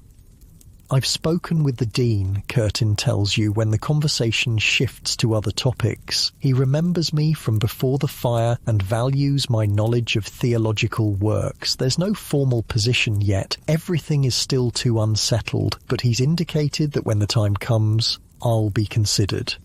That's excellent news, you say, genuinely pleased for him. It's a direction at least, Curtin acknowledges, and in the meantime Thompson has introduced me to several clergymen from parishes whose churches survived. They need books for their studies and services, and I've begun acting as an agent, sourcing volumes from printers and booksellers outside London. He smiles wryly. Not the business I had before, but it keeps bread on the table and makes use of my connections. You're struck by the transformation in Curtin's demeanour. Where before he seemed crushed by his losses, he now exhibits a quiet determination to rebuild his life in a new form. He may never recover his shop near St. Paul's, but he's finding ways to apply his knowledge and experience in the changed landscape of post-fire London. As your conversation continues, the topic turns to the broader rebuilding efforts. Rumours and reports circulate through the coffee house. The King has approved preliminary plans for the new city layout. Building regulations will require brick or stone construction throughout the burned area. Specialised courts are being established to resolve property disputes. They've arrested a Frenchman for starting the fire, mentions one man at a nearby table, loud enough for your group to hear. A watchmaker named Hubert. They say he's confessed to the whole plot. This catches your attention, remembering Sir Robert Brooke's investigation that found the fire was accidental, starting in Farriner's bakery. Nonsense, says the clergyman at your table. The fire began in Pudding Lane, in the baker's house. Everyone knows that. This Frenchman claims he planted a firebomb, insists the other man, part of a Catholic conspiracy. Curtin frowns. I'm no friend to Catholics or Frenchmen, but that sounds like convenient scapegoating to me. The baker's story of an accidental fire seems far more plausible. You're impressed by Curtin's rational assessment, especially given the prevailing anti-Catholic and anti-French sentiment. Even in the midst of disaster, he maintains his intellectual integrity rather than succumbing to the comfort of blaming an easily targeted outsider. As afternoon turns to evening, you take your leave of Curtin and his companions, promising to visit again. The coffee house has been a refreshing space of reasonable discourse amid the chaos of rebuilding, a reminder that London's intellectual life continues despite the physical destruction of so many of its buildings. Outside, you notice that the days are growing shorter, another sign of autumn's approach. The sun casts long shadows across the burned district, where the outline of the old street pattern is becoming visible again as debris is cleared away. Here and there, markers have been placed indicating the planned width of rebuilt streets, significantly broader than before, you note. You decide to walk toward Pudding Lane, curious about the site where the Great Fire began. The area is much changed from when you last saw it. The ruins have been cleared away, revealing the bare ground where the bakery once stood. A simple wooden post marks the spot, though whether as a historical notation or a property boundary, you're not sure. As you stand contemplating this unremarkable place that became the starting point of such remarkable destruction, you notice a middle-aged man staring at the same spot with an expression of profound guilt. Something about his bearing suggests he might be Thomas Farriner himself, the baker in whose shop the fire began. Terrible thing, you say, by way of opening conversation. He glances at you, then back at the marked ground. Worst night of my life, he says quietly. Lost everything, my business, my home, nearly lost my daughter too. But you escaped, you observe. We did, all except the maid. She was too frightened to climb out the window. Regret weighs heavily in his voice. I shouldn't have left her, should have found some way to bring her out. You stand in silence for a moment, respecting his grief. Then, carefully, you ask, do you know what started it? Farriner's expression hardened slightly. I checked the ovens myself before bed. Everything was as it should be. He sounds like a man who has repeated this statement many times to investigators and neighbours, and perhaps to himself in the dark hours of the night. I don't know how it happened. Whether this is the truth or a story he's constructed to avoid blame, you can't tell. Perhaps he doesn't even know himself anymore, the actual events of that night having been overwritten by the story he needs to believe. They're saying a Frenchman did it, you mention, watching his reaction. Farriner's face remains carefully neutral. So I've heard. Hubert, his name is. He shrugs. If that's what they determine, who am I to question it? There's something evasive in his response that troubles you. Is Farriner simply relieved to have the blame shifted from himself, or was he actively involved in identifying Hubert as a scapegoat? You recall hearing that the Farriner family had testified against the Frenchman despite the questionable nature of his confession. Before you can probe further, Farriner excuses himself, saying he has business to attend to. As he walks away, you notice that despite his claimed losses, he's well-dressed and appears financially comfortable. Perhaps, like many others, he's already finding ways to re-establish himself in the aftermath of the disaster. The encounter leaves you with an uneasy feeling. Justice, it seems, may be another casualty of the Great Fire, sacrificed to the human need for simple explanations and identifiable villains. As evening settles over London, you make your way back toward the refugee camp that has been your temporary home. The camp itself has evolved over the past week, becoming more organised and substantial. Many families have constructed more permanent shelters using salvaged materials, creating a makeshift village on what was once open fields. You notice a group gathered around a public crier who is reading aloud from an official-looking document. Drawing closer, you realise it's a proclamation regarding the rebuilding of London. His Majesty's decree that all new buildings within the burned district shall be constructed of brick or stone with party walls of sufficient thickness to prevent the spread of future fires. The proclamation continues, outlining various regulations, houses of different heights depending on the width of the street, specific requirements for foundations and wall thickness, prohibitions against wooden ornamentation or overhanging upper stories. These building codes represent London's first comprehensive attempt to create a safer, more fire-resistant city. The medieval pattern of timber frame construction with jutting upper floors, which had allowed the fire to spread so rapidly, is being deliberately abandoned in favour of more modern, substantial buildings. The crowd listening to the proclamation responds with mixed reactions. Some nod approvingly at the safety measures, while others mutter about the increased cost of building with brick instead of timber. For many ordinary Londoners, these regulations will make rebuilding their homes significantly more expensive, potentially pushing them out of the city altogether. "How are we supposed to afford brick houses?" demands one man loudly. "We barely had enough for wooden ones." "Better to borrow and build safe than risk another fire," counters a woman near him. "Easy for the rich to say," the man retorts. "They can get loans. Who'll lend to the likes of us?" This exchange highlights another aspect of the rebuilding challenge: access to capital. Those with financial resources or connections can secure loans to rebuild according to the new standards. Those without may be forced to sell their property rights and seek homes elsewhere, unable to meet the cost of the improved construction.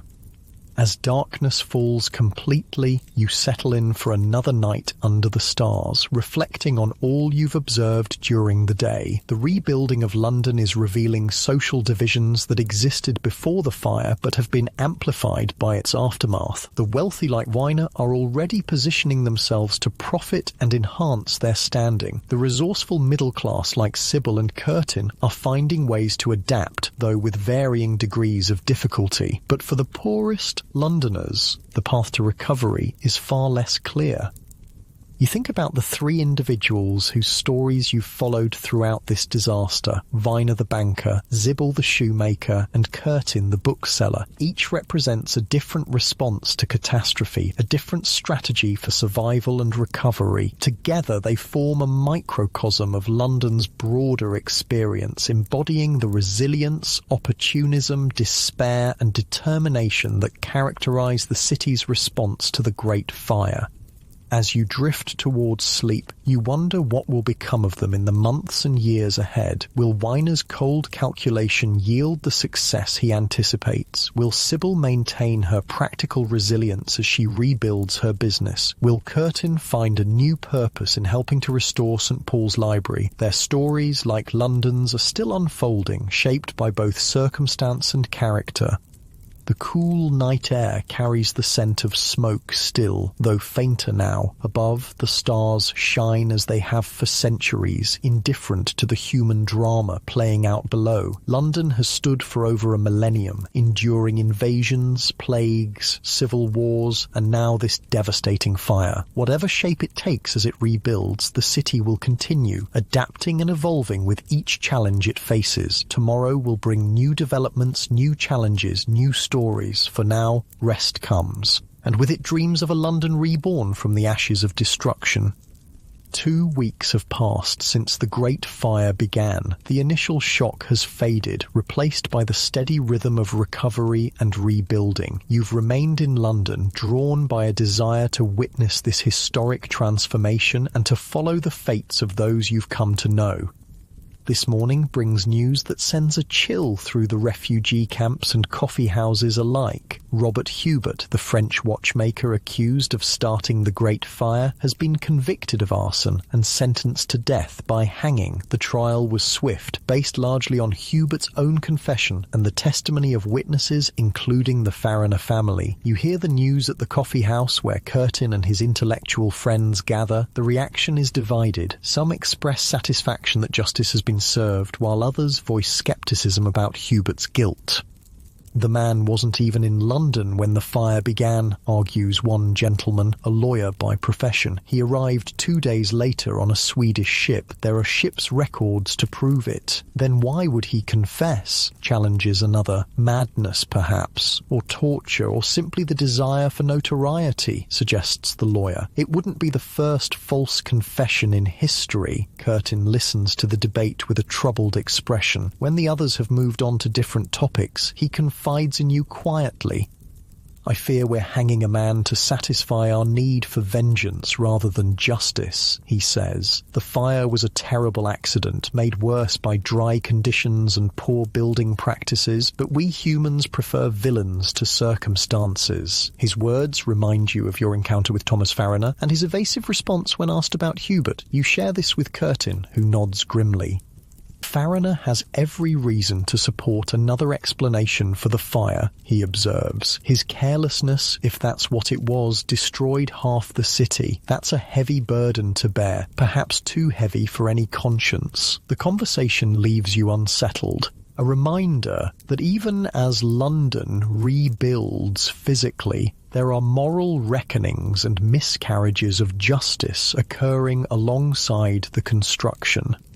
Later that day, you witness something more hopeful, the ceremonial laying of the first foundation stone for a rebuilt church. St. Dunstan in the east, one of the 87 parish churches destroyed in the fire, is beginning its resurrection. The Bishop of London presides over the ceremony, blessing the site and the workers who will rebuild it. A substantial crowd has gathered to watch, including many who were parishioners before the fire. There's a palpable sense of emotion as the first stone is set in place. Grief for what was lost mingled with hope for what will rise in its place. You notice Sybil Tame among the onlookers, her 3 daughters beside her. When the ceremony concludes, you make your way through the crowd to greet her. I didn't take you for the church-going type, you remark, remembering her practical, unsentimental nature. She gives you a look that suggests you've made an incorrect assumption. Just because I don't have my head in the clouds doesn't mean I lack faith, she says. We attended St. Dunstan's before the fire. The girls were baptized here. She glances at the ceremonial stone, now adorned with flowers. Besides, churches are more than places of worship. They're where communities gather, where people mark the important moments of life. Her words remind you of the central role that parish churches played in 17th century London, not just religious institutions, but social hubs where births were registered, marriages celebrated, deaths mourned, and community bonds strengthened. Will it be the same, you wonder aloud? The new church, I mean. Sybil considers this thoughtfully. The building will be different, grander, they say, designed by one of the king's architects, but the people will be the same, those who survive and return. She looks around at the gathered crowd. That's what makes a church in the end. Not stones and mortar, but the congregation. There's wisdom in her perspective, a recognition that while buildings can be destroyed and rebuilt, the human connections they housed are both more fragile and more resilient. Some community bonds will have been severed permanently by the fire as people relocate or die. Others will endure and adapt to the new physical reality of the rebuilt city. As October progresses, the weather grows colder. The temporary shelters that sufficed in September become inadequate against autumn chills. The authorities, recognizing this, have begun constructing more substantial temporary housing in open areas around the city's edge. Hundreds of simple but sturdy cottages now stand in neat rows, providing better protection against the elements for those who lost their homes. Not everyone qualifies for these accommodations, however. Priority is given to families with children, to the elderly, and to those who can demonstrate that they owned or leased property within the burned district. Many single adults and those who were lodgers, rather than leaseholders, find themselves excluded, forced to seek shelter wherever they can or leave London altogether. You've managed to secure a small room in a partially damaged building near the edge of the burned area, trading labour for lodging. The arrangement gives you a more comfortable base from which to observe London's ongoing recovery and to check in periodically with the 3 individuals whose stories you've been following. One crisp morning, you encounter Robert Weiner in a surprising location, not at the temporary exchange or amid the ruins of his former mansion, but at a construction site where one of the first permanent new buildings is taking shape. He's deep in conversation with the master builder, examining plans spread out on a makeshift table. When he notices you, Weiner gestures you over. "Come to see the new London rising?" he asks, a note of pride in his voice. "Something like that," you agree, surveying the construction site. Workers swarm over the foundation like ants, laying brick and stone with practiced efficiency. This seems to be moving quickly. It's the first commercial building to begin construction in the burned district, Weiner explains. A company of merchants has pooled resources to build a central warehouse and trading floor. I'm one of the principal investors. "You're not rebuilding your own house first?" you ask, surprised. Weiner smiles thinly. "My temporary accommodations are adequate for now. This," he gestures to the construction, "is where the real opportunity lies. Those who establish commercial operations first will have an advantage that could last decades." His calculation is logical, if cold. While most Londoners prioritise rebuilding homes, Weiner focuses on commercial infrastructure, positioning himself at the centre of the revived economy. It's a strategy that will likely yield significant returns, even as it reveals his priorities. Besides, he adds, the King's building regulations require substantial construction, brick exteriors, proper foundations, thicker walls. That takes time and significant capital. Better to begin with commercial buildings that will generate income to fund residential construction later.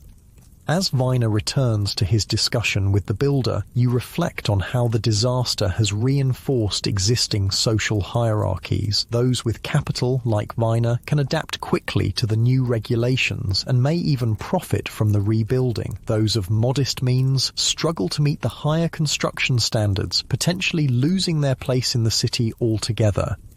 This thought leads you back to Joshua Curtin, the bookseller whose prospects seemed to be improving when you last saw him. You find him not at the coffee house this time, but at a small room he's rented near what remains of St. Paul's Cathedral. The space serves as both living quarters and a makeshift office, with stacks of books and papers arranged neatly on shelves and tables. Curtin greets you warmly, looking healthier and more purposeful than before. "You've caught me at a busy moment," he says, gesturing to the papers before him. "I'm cataloguing what will be needed for the cathedral library once rebuilding begins." "So you've secured a position?" you ask, pleased for him. "Not officially. Nothing is official yet with St. Paul's. The plans are still being debated." He shows you a sketch of a magnificent domed structure, clearly the work of Christopher Wren, but the dean has commissioned me to prepare an inventory of essential theological and liturgical works that will need to be replaced. It's paid work, and it may lead to a permanent position once construction begins. The transformation in Curtin is remarkable. Where once he saw only devastating loss, he now perceives opportunity, not to profit as Viner does, but to apply his knowledge in service of rebuilding something meaningful. "And I've begun a small trade in books again," he adds, indicating several volumes on a nearby table. "Nothing like my shop before, but I saw specific works for clergymen and scholars. The demand for replacement books is substantial, with so many private libraries destroyed in the fire." "You seem content," you observe. Curtin considers this. "Not content exactly. I still mourn what was lost. My shop, my collection, the old St. Paul's that I knew and loved. But I've found purpose again, and that counts for much." He picks up one of the books, running his hand over its leather binding. "Books endure, even when buildings don't. The knowledge they contain can be preserved and passed on, even after fire has consumed the paper and ink of particular copies." There's a philosophical depth to Curtin that you hadn't fully appreciated before. His attachment to books goes beyond the commercial. He values them as vessels of knowledge and wisdom that transcend their physical form. This perspective has helped him adapt to his changed circumstances, finding meaning in preserving the content of books even when their original copies have been destroyed. As October turns to November, signs of winter's approach become unmistakable. Frost coats the ground in the mornings, and the breath of workers clouds in the cold air as they continue clearing debris and laying foundations. The pace of rebuilding has slowed somewhat with the colder weather, but it hasn't stopped. London's reconstruction continues, driven by necessity and determination. You find yourself walking along the Thames one grey afternoon, watching barges laden with building materials making their way upriver. The waterway has become even more vital than before, serving as the primary conduit for the brick, stone and timber needed to rebuild the city. The river that once reflected the flames of destruction now facilitates the process of renewal. Near London Bridge, you encounter a familiar face, Sybil Tame, wrapped in a warm shawl against the chill, overseeing the unloading of what appears to be a shipment of leather. "A fortuitous meeting," she says when she spots you. "I was just thinking of our conversations about rebuilding. You seem to be doing well," you observe, noting the substantial leather shipment and Sybil's air of quiet confidence. "Better than expected," she acknowledges. "The school has contracted me to provide shoes for all their children, over 100 pairs, and with so many shoemakers having left London after the fire, there's no shortage of other work." She gestures to the leather being unloaded. "I've taken on 2 apprentices and rented a proper workshop near the school." "That's wonderful news," you say, genuinely pleased for her. "It's a start," Sybil says, practical as ever. "The rent is higher than before, everything is, with so much demand for the buildings that survived, but the work is steady and the pay is fair." She gives you a measured look. "And yourself, will you remain in London to see it rebuilt?" The question catches you slightly off guard. You've been so focused on observing others' experiences that you haven't fully considered your own plans. "For a while longer, at least," you reply. "There's something compelling about watching a city rebuild itself after such destruction." Sybil nods understandingly. "It's not something many generations witness. My grandmother used to tell stories of the last great plague, but even she never saw anything like this fire." She glances toward the burned district where new buildings are slowly beginning to rise. Whatever London becomes, it won't be what it was before. Better in some ways, perhaps, but different. Her words capture something essential about disaster and recovery, the impossibility of true restoration. The rebuilt London will not be the old city resurrected, but something new forged from its ashes, incorporating elements of the past while responding to new realities and possibilities. As you part ways with Sybil, promising to visit her new workshop soon, you reflect on the transformative power of catastrophe. The Great Fire, for all its destruction, has created openings for change that might never have existed otherwise. Streets can be widened, buildings improved, infrastructure modernized, even social patterns may shift as the city reconfigures itself physically. Yet this transformation comes at an enormous cost, not just in buildings destroyed and possessions lost, but in lives disrupted and communities scattered. The old woman who knew every neighbour on her street may find herself in an unfamiliar district among strangers. The shopkeeper, whose family served the same neighbourhood for generations, may be forced to start anew elsewhere.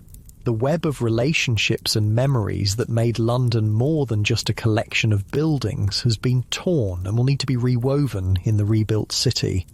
As evening approaches, you make your way to a tavern that survived the fire, a place frequented by builders and architects involved in the reconstruction. The conversation there centers on the practical challenges of rebuilding, the shortage of skilled masons, the rising price of brick, the difficulties of establishing proper property boundaries in the featureless expanse of the burned district. The surveyors are working street by street, explains one builder, warming his hands around a mug of ale, using old records and the testimony of property owners to mark out the boundaries. But it's slow work, and disputed claims are common. And then there's the matter of the new street plan, adds another. The king wants wider streets, but that means taking land from existing properties. Who bears that cost? The fire courts are supposed to sort all that, says a third man, but they're overwhelmed with cases. It could be years before every dispute is resolved. These conversations highlight the immense complexity of rebuilding an entire city, not just the physical construction, but the legal, financial, and social dimensions as well. It's a process that will unfold over years, perhaps decades, with consequences that will shape London for centuries to come. As you sip your ale and listen to the builders' shop talk, you reflect on the three Londoners whose stories have intertwined with your own throughout this catastrophe. Viner the banker, Sybil the shoemaker, and Curtin the bookseller. Each has found a way forward after the fire, adapting to changed circumstances according to their means and character.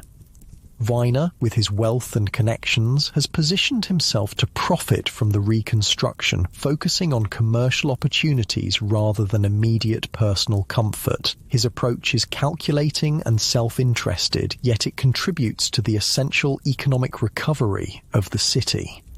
Sybil, practical and resilient, has leveraged her skills and reputation to re-establish her business, seizing the opportunity presented by reduced competition.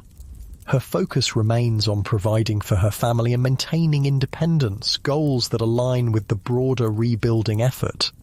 Curtin, initially devastated by his losses, has found new purpose in contributing to the restoration of St. Paul's Library, applying his specialized knowledge in a different context. His recovery has been as much spiritual as material, centered on finding meaning amid destruction. Each represents a different face of London's resilience, financial, practical, and cultural.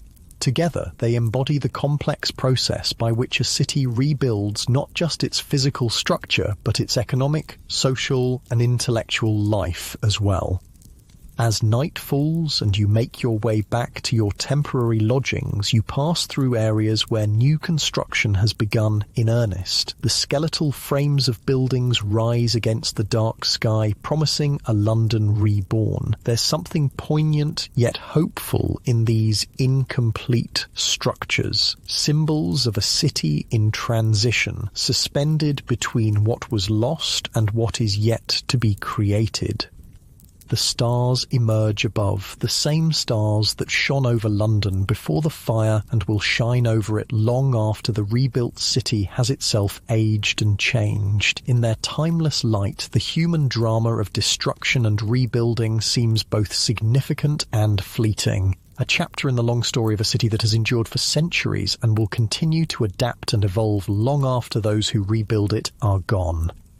With this thought-providing perspective, you settle in for the night, listening to the sounds of a city that, even in its damaged state, pulses with life and possibility. Tomorrow will bring new developments in London's recovery, new chapters in the stories of those rebuilding their lives from the ashes of disaster. Seasons have turned since the Great Fire first ignited in Thomas Farriner's bakery on Pudding Lane. Winter has come and gone, and spring breathes new life into London. It's now May 1667, 8 months since the flames were finally extinguished, and the city bears little resemblance to either its pre-fire self or the wasteland of ash and rubble that followed the disaster. You've remained in London all this time, drawn by some desire to witness the full arc of destruction and rebirth. Your temporary lodgings have become semi-permanent, and you've found occasional work as a messenger and scribe, carrying information and documents between the various officials and committees involved in the rebuilding effort. This morning, you wake to birdsong filtering through your window. The scent of smoke, so pervasive in those first months, has finally faded, replaced by the smell of fresh mortar, cut wood, and the countless other odours of construction. As you step outside, the sound of hammering greets you, a constant percussion that begins at dawn and continues until dusk, the heartbeat of a city rebuilding itself. You decide to walk through the burned district, curious to see the progress that's been made since your last thorough exploration. The streets are busy with carts delivering building materials, labourers carrying tools, and surveyors marking boundaries. The once featureless expanse of ruins has been transformed into a vast construction site, with buildings in various stages of completion rising from the ashes.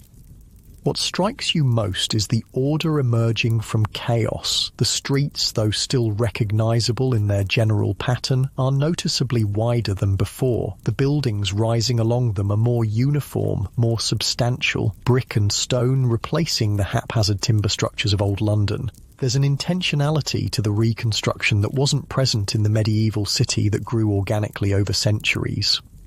Near what was once the Royal Exchange, you pause to observe a ceremony taking place. A foundation stone is being laid for the new Exchange building, with dignitaries in fine clothes and wigs gathered to mark the occasion. Among them, you spot Robert Weiner, looking prosperous and self-satisfied as he converses with other wealthy merchants and bankers.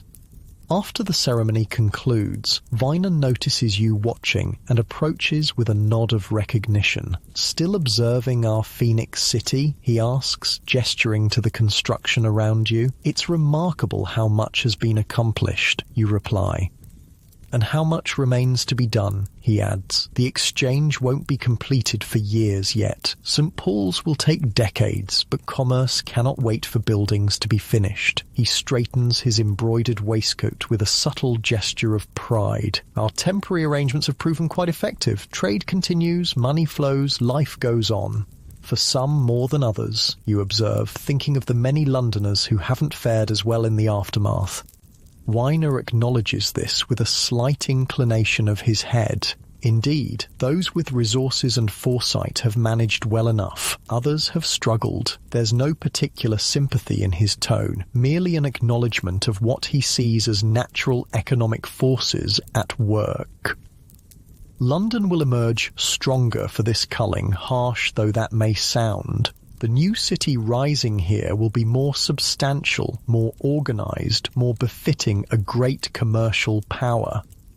His perspective remains coldly pragmatic, viewing the fire and its aftermath primarily through the lens of economic opportunity and development. Yet there's a kernel of truth in his assessment. The rebuilt London is indeed shaping up to be more modern, more fireproof, more deliberately planned than its predecessor. "And your own affairs?" you inquire. "I see you at the centre of things, as always." A thin smile crosses Viner's face. I've done well enough. My banking operations resumed within days of the fire, and I've secured significant interests in the new commercial buildings rising along Cheapside and Cornhill. He glances at the foundation stone just laid.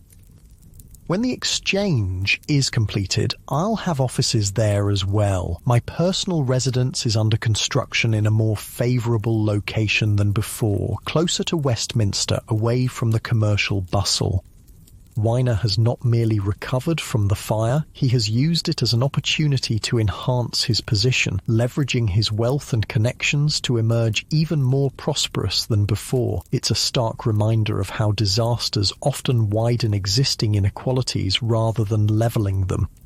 As you take your leave of Weiner, you reflect on how his story represents one face of London's recovery, the face of wealth, opportunity, and calculated self-interest. But it's far from the only story unfolding amid the reconstruction. Your thoughts turn to Sybil Tame, the shoemaker, whose practical resilience offered such a contrast to Weiner's cool calculation. You make your way toward Christ's Hospital, curious about how she has fared in the months since you last saw her. You find Sybil not in the small room provided by the school, but in a proper workshop on a nearby street. The space is significantly larger than her previous accommodations, with multiple workbenches where apprentices, 2 young men and a girl you recognize as her oldest daughter, busy themselves with various stages of shoemaking. Sybil herself sits at the main bench inspecting a finished pair of shoes with a critical eye.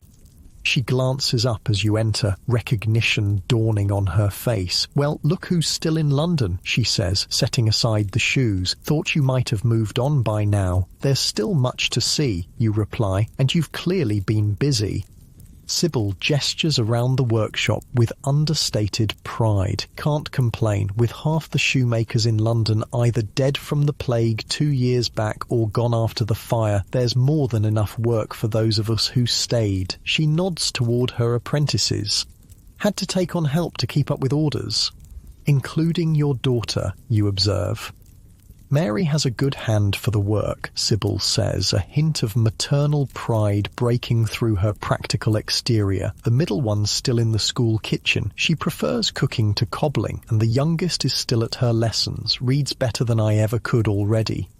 Sybil's story represents a different kind of recovery, not the calculated advancement of someone like Weiner, but the practical adaptation of a skilled worker making the most of changed circumstances. She hasn't merely survived the disaster, she's found ways to improve her situation within it, expanding her business and securing better opportunities for her children. "And your living arrangements?" you ask, remembering the cramped dormitory she shared with her daughters in the immediate aftermath of the fire. "Got rooms above the shop now," she says, gesturing upward. "Nothing fancy, but private and warm enough. The rent's dear, but with the business doing well, we manage." She gives you an appraising look. "And yourself? Found a permanent place in our new London?" "Semi-permanent," you admit. "I've been documenting the rebuilding in various ways. It's as close as you can come to explaining your role as an observer of this historic transformation." Sybil nods, accepting this without further questions. "Well, they say it'll be years before everything's rebuilt. Decades for the churches and grand buildings. Plenty left to document, I'd wager."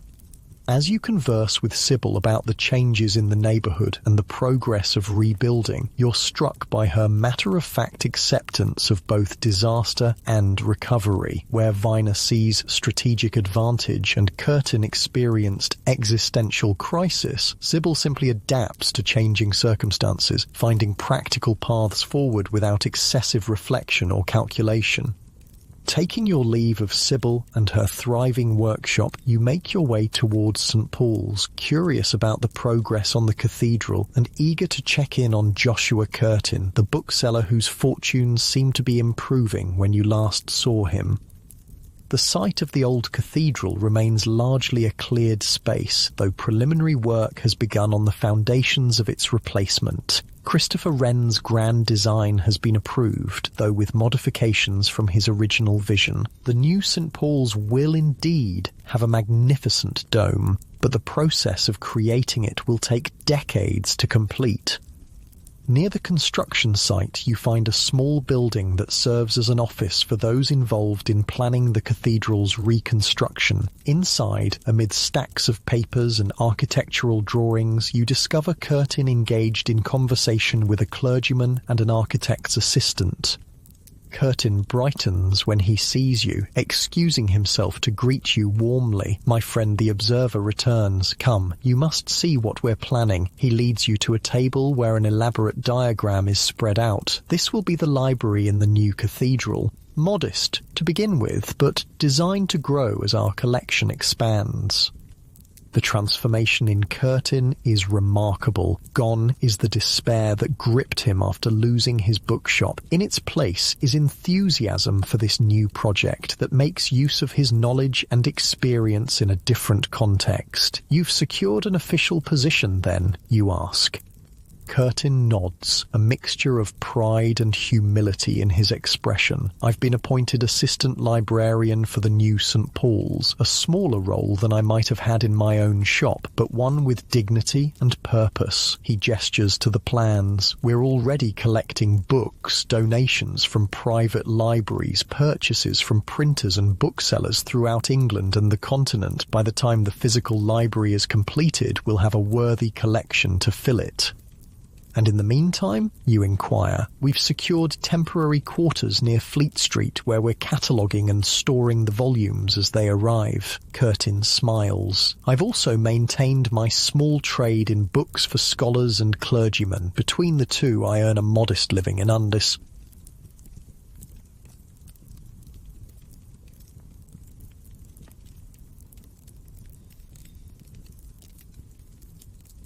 For a comfortable room and decent meals, which is all a man of my age really requires. Curtin's recovery has been less dramatic than Viner's calculated advancement or Sybil's practical expansion, but in some ways it seems the most complete. He has found not just material stability, but renewed purpose and meaning, applying his specialized knowledge and service to an institution that will far outlast him. As evening approaches, you find yourself drawn to one of the coffee houses that have become central to London's intellectual and commercial life. These establishments, still relatively new to England, have flourished in the aftermath of the fire, providing spaces where news is exchanged, business conducted, and ideas debated.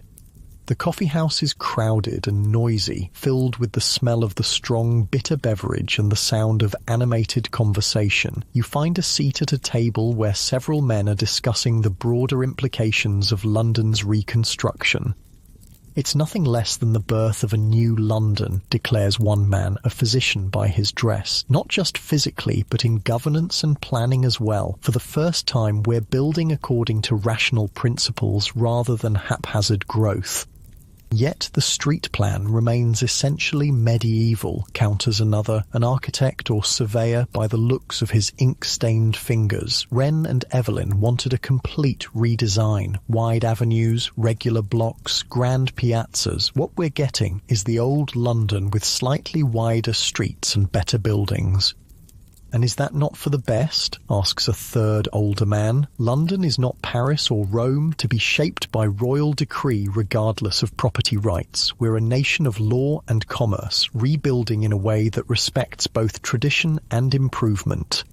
This debate captures the tension at the heart of London's reconstruction, between radical transformation and pragmatic adaptation, between visionary planning and respect for existing rights and patterns. The result is something of a compromise, a city improved but still recognizable, modernized but not completely reinvented.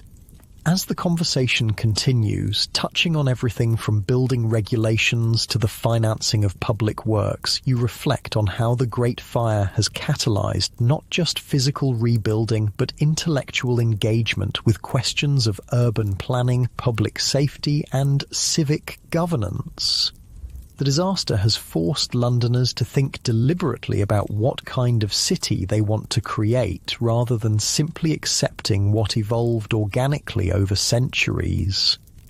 The following day, you decide to visit the monument, a tall column being constructed near the site where the Great Fire began. Designed by Christopher Wren and Robert Hooke, it will stand 202 feet tall, the exact distance from its location to the bakery on Pudding Lane, where the fire started. Though not yet completed, the column has already risen impressively, a physical commemoration of the disaster that transformed London. As you stand at the base of the monument gazing up at the workers on scaffolding above, you notice a small gathering nearby. A man is addressing the group, pointing out features of the column and explaining its significance. With a start, you recognize Thomas Fariner, the baker in whose shop the fire began. Curious, you join the edge of the group, listening as Fariner speaks. Tallest freestanding stone column in the world, they say it will be, he's explaining. A fitting memorial to London's greatest disaster and its remarkable recovery. There's something unsettling about hearing Fariner speak of the fire as if he were merely an informed citizen rather than its accidental originator. When the group disperses, you approach him, wondering if he'll remember your previous encounter. Recognition flickers in his eyes, followed by wariness. Ah, yes, we've met before, I think. At the site of your bakery, you confirm. Some months ago. Fariner nods cautiously. A terrible business, the fire, but London rises again, as you can see. He gestures to the construction visible in all directions. Indeed. You hesitate, then ask directly, do you ever think about the Frenchman, Hubert, the one who was executed? A shadow crosses Fariner's face. What's done is done, he says, his tone closing off further discussion. The courts found him guilty, based largely on your family's testimony, you observe quietly. Fariner's expression hardens. I've a new bakery to attend to, he says curtly. Good day to you. As he walks away, you're left with the uncomfortable knowledge that London's rebirth, for all its physical improvements and rational planning, carries with it an unresolved injustice. Robert Hubert, a mentally ill foreigner who couldn't possibly have started the fire, was hanged to satisfy the public's need for a scapegoat with the apparent complicity of the man actually responsible for the accident. This moral stain on London's recovery reminds you that human nature, with all its flaws and weaknesses, persists even as buildings are improved and streets widened. The new London rising from the ashes may be more fireproof in its construction, but it remains subject to the same human tendencies toward self-protection, scapegoating, and evasion of responsibility. Yet this is only one thread in the complex tapestry of London's rebuilding. For every moral failure, like the wrongful execution of Hubert, there are countless examples of courage, generosity, and determination. From King Charles II's personal involvement in firefighting to the thousands of ordinary Londoners who've worked tirelessly to restore their city. As summer approaches, bringing warmer weather and longer days, the pace of reconstruction accelerates. More buildings take shape each week, their brick and stone facades a stark contrast to the timber structures they replace. The wider streets create better airflow and more light, making the rebuilt areas feel more spacious and healthier than their cramped predecessors. 1 year after the fire, in September 1667, commemorations are held throughout London, marking both what was lost and what has been accomplished in 12 months of rebuilding. Churches hold special services, civic leaders give speeches, and ordinary Londoners gather to reflect on their collective experience of disaster and recovery. You attend one such gathering at the Guildhall, one of the few major buildings partially survived the fire, though its roof was destroyed and its interior gutted. The hall has been sufficiently repaired to host this event, where the Lord Mayor and other officials address a crowd of citizens. London has faced its greatest trial and emerged stronger, declares the Lord Mayor, his voice echoing in the restored hall. Though much work remains, we have proven ourselves equal to the challenge. Our city rises again, improved and secured against such disaster in the future. There's truth in his words, though they smooth over the suffering and displacement that many Londoners continue to experience. The rebuilding has indeed been remarkable in its speed and scope, yet it has not benefited everyone equally. Some, like Viner, have prospered amid the reconstruction. Others, like Sybil, have adapted successfully to changed circumstances. Still others, like the poorest residents who lost marginal housing and lacked resources to rebuild, have been pushed out of the city altogether, their stories largely unrecorded in official narratives of recovery. As the commemorations continue over several days, you find yourself reflecting on what you've witnessed during this extraordinary year in London's history. The Great Fire, for all its destruction, created a unique opportunity for renewal, not just of buildings and streets, but of ideas about how a city should function and be governed. The new building regulations requiring brick and stone construction will make London less vulnerable to fire in the future. The wider streets will improve circulation of people, goods and air. The rebuilt churches and public buildings designed by visionaries like Christopher Wren will become architectural treasures admired for centuries to come. Beyond these physical improvements, the process of rebuilding has strengthened civic institutions and fostered innovation in areas from insurance to firefighting. The disaster revealed weaknesses in London's preparedness and governance, prompting reforms that will benefit future generations. In this sense, the fire has served as a painful but effective catalyst for necessary change. 2 years after the fire, in the autumn of 1668, you prepare to leave London, drawn to new horizons after witnessing the most dramatic chapter in the city's long history. Before departing, you make a final round of visits to the 3 Londoners whose stories have intertwined with your own throughout this catastrophe. You find Robert Winer at his new mansion near Westminster, a substantial stone building that reflects his enhanced status and wealth. He receives you in a richly appointed study, clearly pleased to display his prosperity. "So you're moving on," he observes when you explain your imminent departure. "London has taught you all it can." "I've seen what I came to see," you reply, "the destruction and the rebuilding." Viner nods thoughtfully. Few have witnessed such a complete cycle of devastation and renewal. London will continue this process for years yet, decades for the grandest buildings, but the essential pattern is established. He gestures to a map of the city on his wall where the rebuilt areas are marked in red. A more rational, more substantial city is emerging, one better suited to commerce and governance.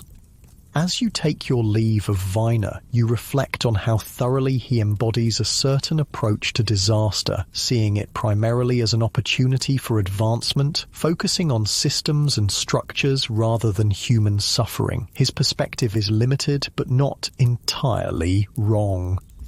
The improved London rising from the ashes will indeed serve commerce and governance better than its medieval predecessor. Your next visit takes you to Sybil Tame's expanded workshop, now a hive of activity with multiple apprentices and journeymen working under her direction. Her business has continued to thrive, expanding beyond the school to serve merchants, professionals, and even some members of the gentry. "Off to see new places, are you?" she asks when you explain your plans. "Can't say I blame you. London's becoming a proper city again, but there's a whole world beyond." "And you?" you inquire. "Will you remain here?" "Where else would I go?" Sybil replies pragmatically. "The business is established, my daughter's settled. The oldest will be married next spring to a journeyman cordwainer with good prospects. The middle one has a position in a respectable household as an undercook, and the youngest—" A rare smile softens her features. "The school says she has a gift for letters. They're keeping her on as a pupil teacher." Zibbel's story is one of practical success, not spectacular advancement like Viner's, but steady improvement through skill, determination, and adaptability. The disaster that might have ruined her instead became, through her own efforts, a turning point toward greater prosperity and security for herself and her children. Your final visit takes you to Joshua Curtin, now firmly established in his role as assistant librarian for the future St. Paul's Cathedral. You find him in the temporary library, surrounded by books and manuscripts, a contented figure amid the literary treasures he helps preserve. "I shall miss our conversations," he tells you when you share news of your departure. You've been a witness to an extraordinary time in London's history and in my own life as well. How do you reflect on it all, you ask? The fire, the losses, the rebuilding. Curtin considers this thoughtfully. "I lost everything I had built over a lifetime," he says slowly. "My shop, my inventory, my independence as a businessman. For a time, I thought that loss would break me." He gestures to the books around him. "But in losing what I had, I found a different purpose, preserving knowledge for future generations through this library." He selects a volume from a nearby shelf, running his hand over its leather binding. Some of these books are the only surviving copies of their kind, rescued from other fires or disasters over the centuries. They remind me that preservation matters, that what we save from destruction becomes a gift to the future. His eyes meet yours with quiet intensity. Perhaps that's the meaning I've found in all this, that even in devastating loss, something valuable can be preserved and passed on. Curtin's philosophical perspective offers a fitting conclusion to your time in London. The Great Fire destroyed much, but it also created space for renewal and improvement. What emerges from the ashes will not be the same city that burned, but one that carries forward the best elements of its predecessor, while incorporating new ideas and approaches.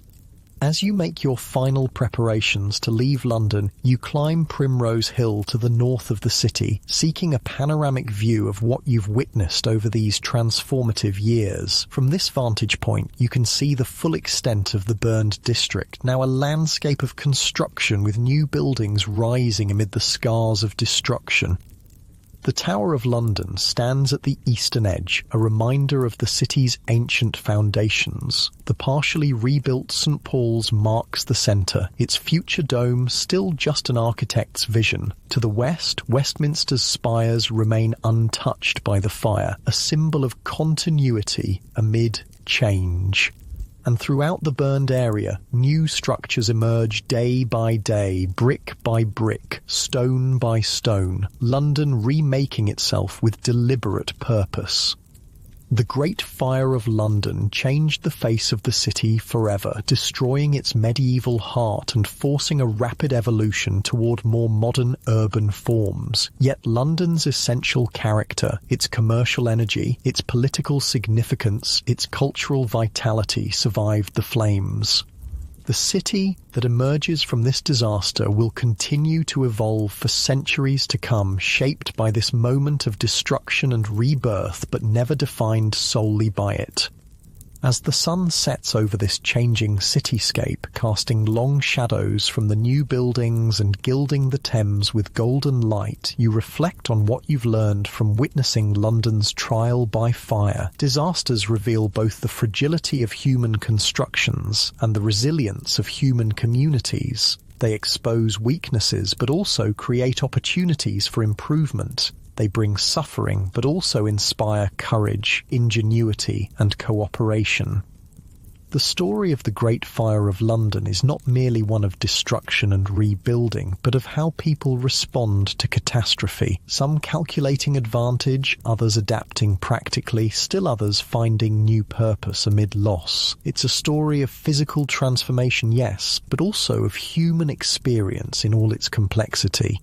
As darkness falls and stars appear above the city, you turn away from the view, ready for your own journey onward. London will continue its rebuilding without you as a witness, but you carry with you the memory of this extraordinary moment in its history, a time when destruction created possibility and an ancient city reinvented itself for a new age. And perhaps that's the greatest lesson of the Great Fire, that endings can become beginnings, that devastation can lead to renewal, and that the human spirit, like London itself, possesses a remarkable capacity to rise from the ashes of disaster and build something new.